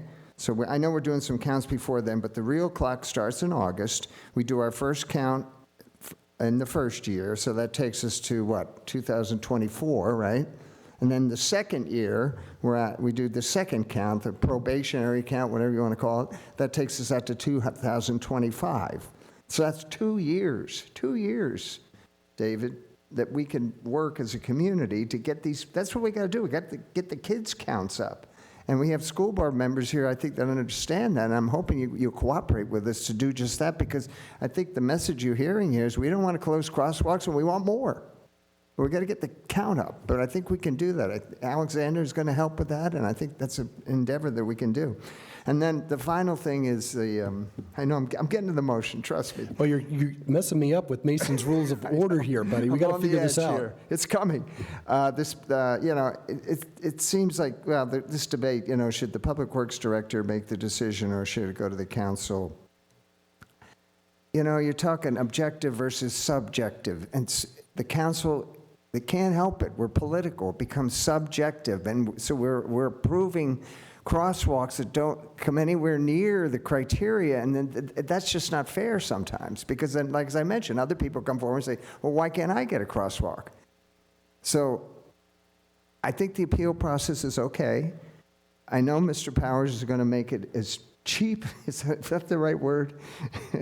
As inexpensive as possible, because you got to tie the fee to the process. I mean, we're not talking about interceding with a 400-unit apartment complex here. We're talking about a crosswalk. So I'm sure we're going to make the fee very incremental, so it won't be a barrier to someone from the public coming forward. So, Mr. Adam, can I here make comes a the motion. Can I make a suggestion? Certainly. Make Let me make the motion. Well, no. Well, here's why. Make the motion for the way it currently exists, because Mr. Newman has an amendment that he would like to offer. And then after we're done with that, then we can come back to you to do your amendment. Is that possible? Sir, I'll listen to a friendly amendment, I'm There you go. presuming. Anyway, the motion would be that we approve the staff recommendation with the policy that's been put forward tonight, that we do the timing starting in August to go out 2 years instead of what would normally be just one,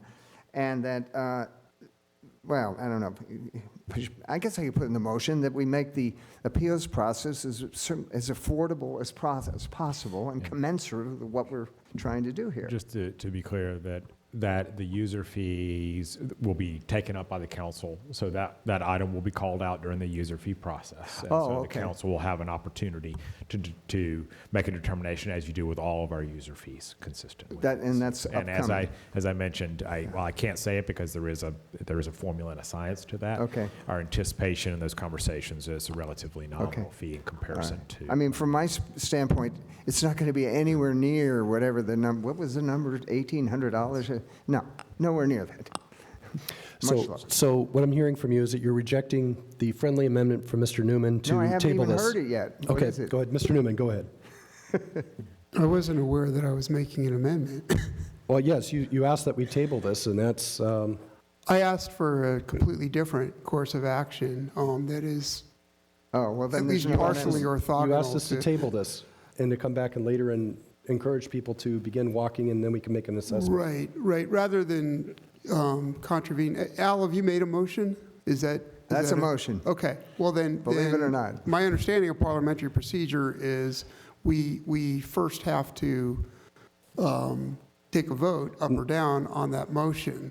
I do not think the suggestions I made previously are wholly compatible with the motion now before us. Right. Again, Mason's is that there's a motion made, you can amend it, and then we make a vote on that amendment. Since So- what I am proposing is, number one, going back to staff and requesting that they come back with a package of additional components that starts with an explicit policy of supporting walking to school and also includes additionally stated efforts to work with our school board and with our police, and the removal of the decision by staff with appeal, that there is a recommendation, instead a recommendation from staff, but a decision-making power that resides here. That is, in my judgment, not wholly compatible with Councilmember Adams' So are you withdrawing your I friendly would amendment? not call that a friendly amendment, no. Right, nor I. So- If I may, Mayor, go ahead. Nor I. Please. I think I'm proposing If we something can- different enough for it not to be, again, I wasn't aware I had suggested an amendment. I had proposed something else. Okay. Thank you. So we can move forward with the, Mr. what's on Adam the floor? has, Mr. Councilmember Adam has made a motion. Move forward. The only And, thing before, yep. please, before we vote, Yes, and I sir. hate to do this, but I just need clarity on the resolution, is that we need to make sure that the resolution is modified to your suggestion, Mr. Adams, as I understand your motion, and I think we might have wording. It's either going to be effective August of 2023 or 2024. I just need clarity from staff that they're comfortable with adding that initial language to the last paragraph of the resolution. Yeah, and I believe the language specific is to be effective at the start of the 2023-2024 school year. Is that okay with you, Mr. Adam? Yeah, we reset everything to, so all the crosswalks are uniform and starting in August of this year, 2023. So first year starts in 23, then to 24, then 24 to 25. And we're referring to the count that we're talking about. The counts, Yes. exactly. Okay. So it's 2 years. Mr. Finlay, are you clear as to what we're saying over here? I am clear, just there are two parts to the recommendation here. I want to make sure this year that we go ahead and do the counts, which is one of the items, recommendations tonight. We'd like to do those so we basically have a baseline. Where are we today? And we all know where we want to get to. Yeah, move forward with the counts, absolutely. Yeah. Okay. Very good. Any other discussion here before we call the vote? Yes. Bob, you're gonna mess us up here. Go ahead. No, I think I'm going to offer a friendly amendment. I think it's a friendly amendment. I believe one of the items that my colleague, Mr. Newman, brought up, that we need to really, because most of us here talked about the need or the wish or the hope of encouraging students to walk and ride their bikes to school. Let's put that as one of our whereases. That whereas the goal of the city council is to encourage students to walk and bike to school. That is a goal that I think is a laudable goal. I think we all spoke about it, and that's to put that and put it in black and white in our resolution, I believe, is something that is appropriate. No, that's fine. That's fine with me, Bob. In fact, I'd go on to say, to be accomplished by a partnership with the school district, the city council, the public works department, our sheriff's department, the PTA, or all the relevant institutions that could accomplish what you just said. Is that a friendly amendment? Can I add to a my friendly amendment to your friendly amendment? Okay. Yeah, I'm fine with that. The verbiage, I think, is something that, but I'd like to see that No, that's great. concept put in there because I think it's an important concept. Like it. So, for all of you, I think the motion is to, I want to be very clear with all of you, but the motion itself is to adopt staff's recommendation as clarified by the director tonight about the counts for this year, that we're going to go forward with those counts. We have the change to the resolution that we just went over about the time that the counts would start for this particular purpose.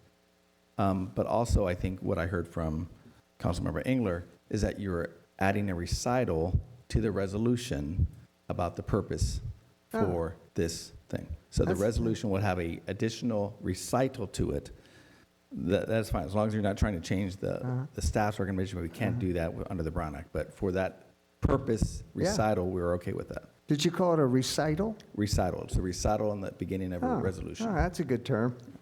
Recital. Are we That's done? correct. Are we done? Took us a while to get here, Madam Clerk. We call the vote.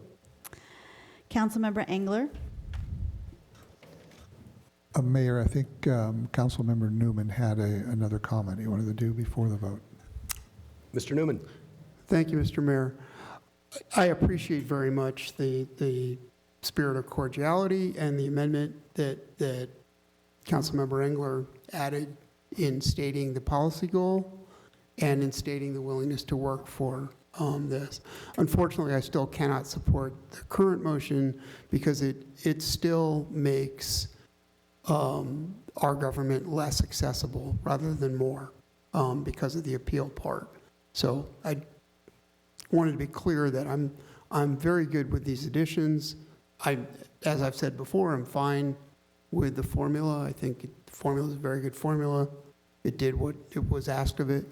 But without that, with that appeal part, that makes us less accessible. And for that reason, I cannot support this. Thank you, Mr. Mayor. Thank you, Councilmember Engler, for pointing that out. There was one more comment. Thank you. I think we're ready. okay. Madam Clerk? Councilmember Engler, Yes. Councilmember Newman, No. Councilmember Taylor, Yes. Mayor Pro Tem Adam, Yes. and Mayor McNamee. Yes. And that motion passes 4-1 with Councilmember Newman voting no. Thank you, Madam Clerk. We'll move on to 10C, Meadows Reservoir Emergency Repairs. And we have Ida Feruzan coming up to make the presentation. We'll give you a few moments to get set up and move forward with it.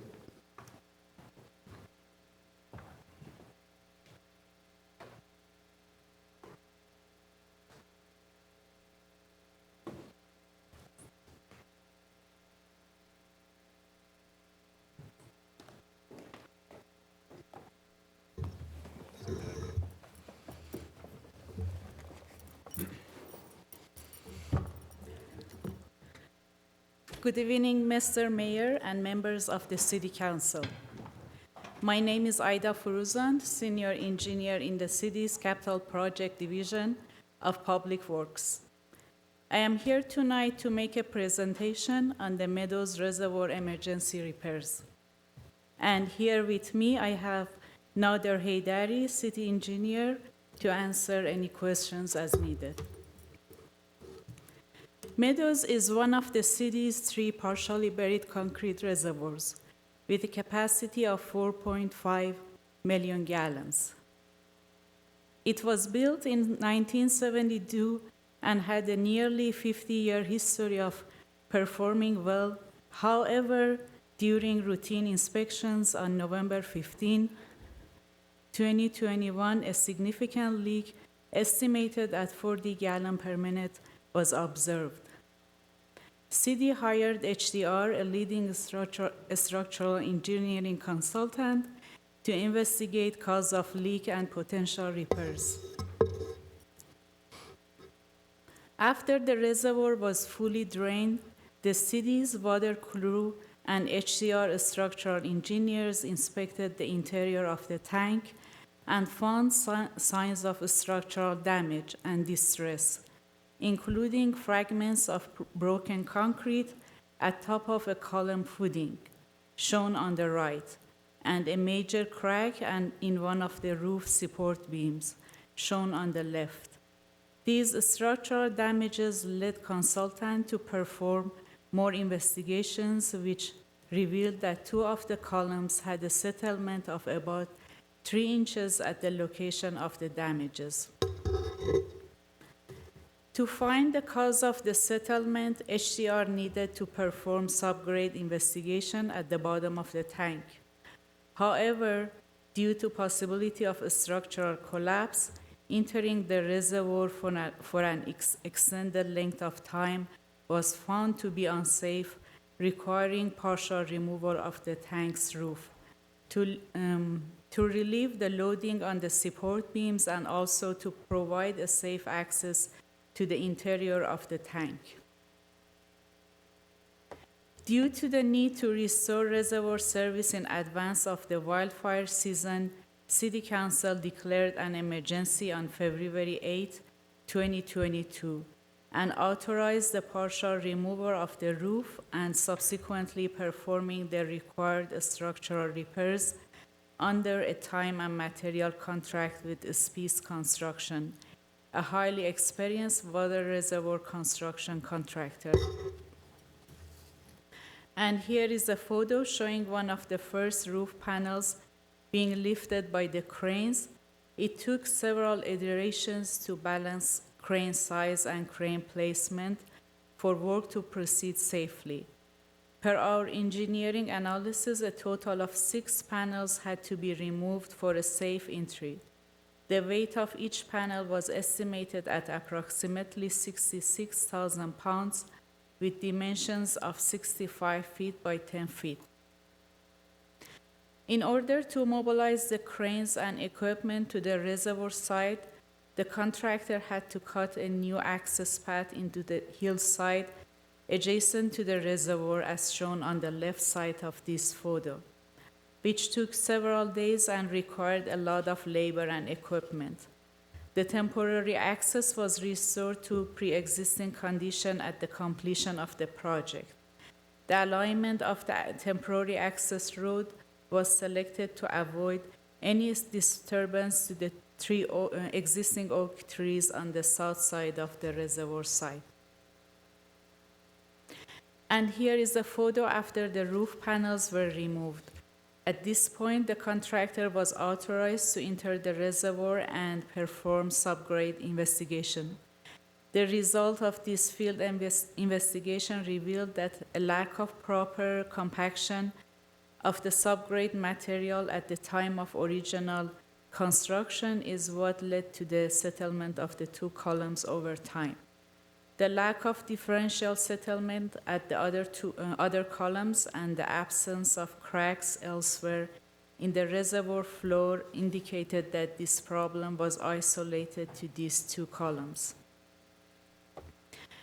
To improve the structural stability of the tank going forward, a new concrete bearing wall under the overstressed roof beams was constructed.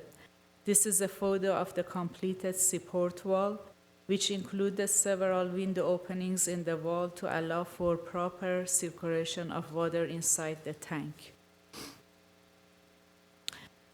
Upon completion of the wall, the roof panels were put back and a new water-resistant lining was applied to the entire floor and wall joints for further protection of the concrete floor and the joints. The tank was filled with water and placed online on December 16 after passing the various required water quality testing protocols. After the reservoir was placed online, additional improvements regarding the drainage around the exterior of the tank were performed to prevent ponding of rainwater and potential infiltration into the tank. The final site restoration was completed on January 20th. And here is a breakdown of the project cost. Change order number 4, as described and included in the staff report, is needed to cover the costs associated with the additional drainage improvements around the exterior of the tank and final site restoration. This project was a great example of teamwork. Big thanks to our finance, city attorney office, water operations, and water quality staff, and everyone who contributed to the success of this project, including the contractor Spies and engineering consultant HDR. The project was completed on fast-track schedule and was also just recently awarded the Ventura County APWA Project of the Year 2022. Here is the project theme. This project was another great example of in-house construction management. The recommendations are in the staff report, and the staff would be happy to answer any questions you may have. Thank you. Thank you for that. Council. Any questions for staff? One quick question. This, as I remember when we did this last winter, this particular reservoir was about 50 years old or so. It was due for some rehab anyway. What was I think we had a projected cost on it of, I think, $3 million or something like that to do the rehab. So what was the difference in this emergency approach that we had to do because of the damage as opposed to what we would have spent in any event? Yeah, this along with many of our other reservoirs, some of which we've completed those structural upgrades on, was on our list to be done a little bit further down the list, but obviously was elevated because of the situation that occurred. Most of those rehab and renovations of the reservoirs are in the $1 to $2 million range. This was a little bit more.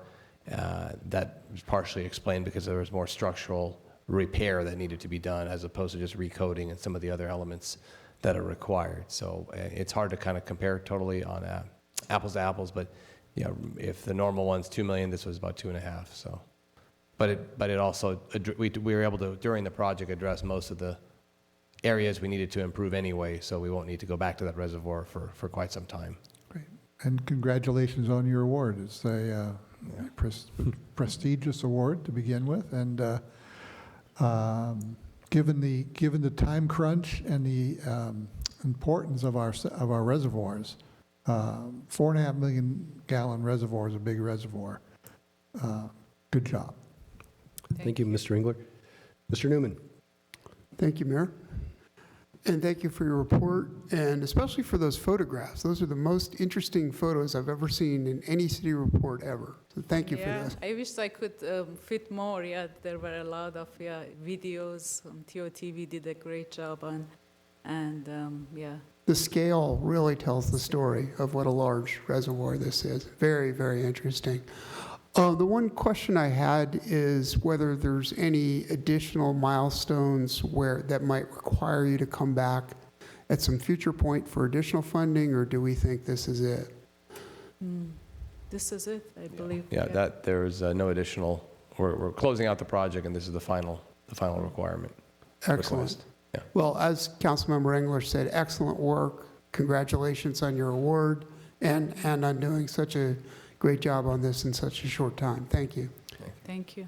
Mr. Adam, do you have any questions? Just a quick comment. That's amazing. Wow. That must have been a great call. Hey, the Meadow Reservoir is leaking. No, you got to be kidding. And look what we had to do to fix it. But, I mean, the Egyptians built the pyramids, and we fixed the Meadows Reservoir. Amazing. And great. We got an award for our sidewalk out front. You know, where we widen the sidewalk and put in benches. We got the American Public Works Association Project of the Year, and now we get the American Public Works Association Emergency Project of the Year. Pretty good. There might be a few more you're hearing about in May at a future council meeting. So. Okay. Great job. Glad it's, and we didn't lose a drop of water, did we? I mean, other than the leak. Correct. We just transferred it all somewhere and then brought it back in, right? Yeah, we didn't just drain the water out into the street. Right. Yeah. Yeah, we conserved Some the water of our too. reservoirs are interconnected, so we're able to. Good. Good job. That's a quick lesson in hydraulics. Very good. Just a thought and question. Usually change orders cost a lot of money, whether you're in industry or whatever. Did these cost over and above what normally would have been done with a change order? Tell me a little bit about the costs associated with these change orders. Well, the change order for you tonight is relatively small in value. So prior to that, the rest of the job was on an alternative contracting basis. It was time and materials basis because the extent of the issue was unknown at the beginning of the project. So that's what the emergency declaration allowed us to do. So I can't really relate it to what it might be. But yeah, normally you're correct. There's some premium you pay for something that you didn't put in the original drawings and that you're trying to add later.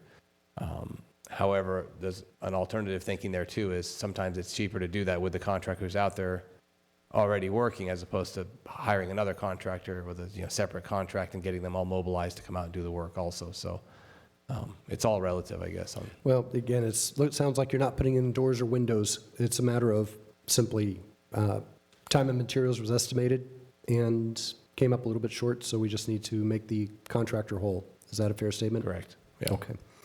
Any other questions, council members? Do we have any speakers? No, we do not. Are you sure? Yes, sir. Excellent. So with that, Madam Clerk, may I call the vote? Do we have a motion? I think we need a motion. We need a motion, we that's need a right, I motion. missed that step. Okay, hold on. Al has consumed all the motions so far tonight. Anyone else care to make a motion? Mr. Newman?